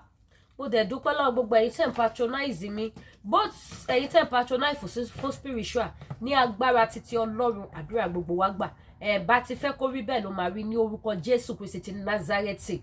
Bó ṣe máa rí nìyẹn ní orúkọ ẹni tí mo gbàgbọ́ tí ń ṣe Jésù. Bẹ́ẹ̀ ti fẹ́ kó rí ló máa rí fún yín. Bí mo ti fẹ́ kó rí bẹ́ẹ̀ ló máa rí. Òun ni mi má dúrà gbà ní ìta, but when it comes to his side, I'm a prayer warrior. Àbí tí n bá wà in the midst of people nínú crusade, àbí nínú church, yes, I'm a prayer warrior. Àdúrà yẹn màmá wa kò ní kọ́ mi lẹ́nu, kò ní dàbí English. Màmá wa lẹ́sẹsẹ, but kí nǹkan máa dá gbàdúrà kúlúkúlú, I don't know how to do it. Òun ni lọ́fíndà ni. Lọ́fíndà ni. Èyí tẹ́ bá ti fẹ́ ẹ pè Lady K Ìfẹ́ Olúwaṣọ. I have different type of lọ́fíndà. Different type of spiritual items. Different type of ọṣẹ. Àwọn big size wà, small size wà. Èyí tẹ́ bá ti fẹ́ pẹ̀lú iṣẹ́ ọ̀tọ̀ọ̀tọ̀ dẹ̀ ní gbogbo ẹ̀ ṣe, kì í ṣe iṣẹ́ kan náà ní gbogbo ẹ̀ dúró fún. Iṣẹ́ ọ̀tọ̀ọ̀tọ̀ ni iṣẹ́ ọ̀tọ̀ọ̀tọ̀ òun ni gbogbo ẹ̀ wà fún. Ọṣẹ ló wà nílé, ọṣẹ àti pẹ́ẹ̀fù lélẹ̀, ọṣẹ ajé lélẹ̀. So èyí tẹ́ bá ti fẹ́ ẹ pè Lady K Ìfẹ́ Olúwaṣọ. Any spiritual items tẹ́ bá fẹ́ ẹ pè mí, ó wà available. Kò síbi tí mi ò send ọjà mi sí. Kí ló bá ẹ lẹ́rù kó wí? Ẹ̀rù kò sínú ọkàn mi, torí Jehovah bẹ láyé. Ẹ̀rù kò sínú ọkàn mi. Gbogbo àwọn sáìn tẹ́ rí yẹn táyà yín já yẹn níbo. Gbogbo ẹ̀ ló máa dohun ìgbàgbé tẹ́ẹ̀ni gbúrò mọ́ láṣẹ ọba tó dá ayé àti ọ̀run. Bẹ́ẹ̀ ni gbogbo àlágbórúkú tẹ̀ ńlá yẹn, gbogbo ẹ̀ ló máa dohun ìgbàgbé. Ọ̀nà tó dín yẹn á là. Ibi á padà sórí oníbi ní orúkọ Jésù Kristi ti Nazareti. Bẹ́ẹ̀ ni. So èyíkéyìí tẹ́ bá fẹ́ ẹ pè Lady K. Ẹ̀yin ò tẹ́ wá mọ̀ nǹkan tẹ́ lè lò, but ẹ need àti lo spiritual something. Kọ́nà ṣí kọ́nà là kógun ṣẹ́, back to sender ní arọ́bìnrin protection oil, mercy oil. Ẹ̀yẹn ṣáà ti pè mí, ẹ̀yẹn kò ṣàlàyé fún mi pé tó Lady K báyìí kásá báyìí káwòdì. Èmi máa wọn nǹkan tí máa tà fún yín, tẹ́dẹ̀ máa lo, tẹ́dẹ̀ máa ṣe kíni, tẹ́ máa jẹ́rìí sí agbára Ọlọ́run. Ọlọ́run ni kì í ṣe ènìyàn. Ọlọ́run ni kì í ṣe ènìyàn. Àdúrà sì ń gbà, àwa là sin bàbá bíi tàtijọ́. Ọlọ́run ń gbọ́ àdúrà. Ọba tó gbọ́ tàwọn ọmọ Ísírẹ́lì ní ilẹ̀ Egypt.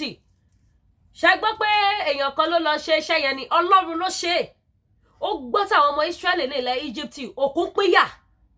Agbára ńlá kan ló ṣiṣẹ́ yẹn, ó wà síbẹ̀. Agbára tó jí òkú dìde ó wà síbẹ̀. Agbára tó lajú afọ́jú ó wà síbẹ̀. Àwa là sí Ọlọ́run, la ṣe ń rò pé kò sí Ọlọ́run àbí kò gbọ́ àdúrà. Ọlọ́run gbàdúrà. Ọlọ́run táwa ń sìn kì í ṣe Ọlọ́run òkú. A ò rí, à ń rí ṣe owó ẹ̀. À ń pè ó ń dáhùn. Bẹ́ẹ̀ ni àfẹni tí ò bá pe Ọlọ́run bó ti tó àti bó ti yẹ. So bó ṣe jẹ́ nìyẹn. So gbogbo ẹ̀yin tẹ́ bá nífẹ̀ẹ́ sí àwọn product wa ẹ pè mí lórí WhatsApp number tẹ́ wò ní ojú screen yìí. A tún fi fídíò yìí, a tún fi edit àwọn program mi. A tún polówó, a tún gbé wá padà láti wá fi pa olówó. Tó bá dẹ̀ jẹ́ àwọn aṣọ ọkùnrin, aṣọ obìnrin ni, jewelries ni, gbogbo ẹ̀ ló wà. Lace wà, ankara wà, àdìrẹ́ wà, damask wà, aṣọ òkè wà, bùbá àti ṣòkòtò wà, skirt and blouse wà, ṣòkò àti bùbá fún obìnrin náà ó wà, agbádá complete ó wà, àwọn senator wears fún àwọn ọkùnrin, gbogbo ẹ̀ ló wà.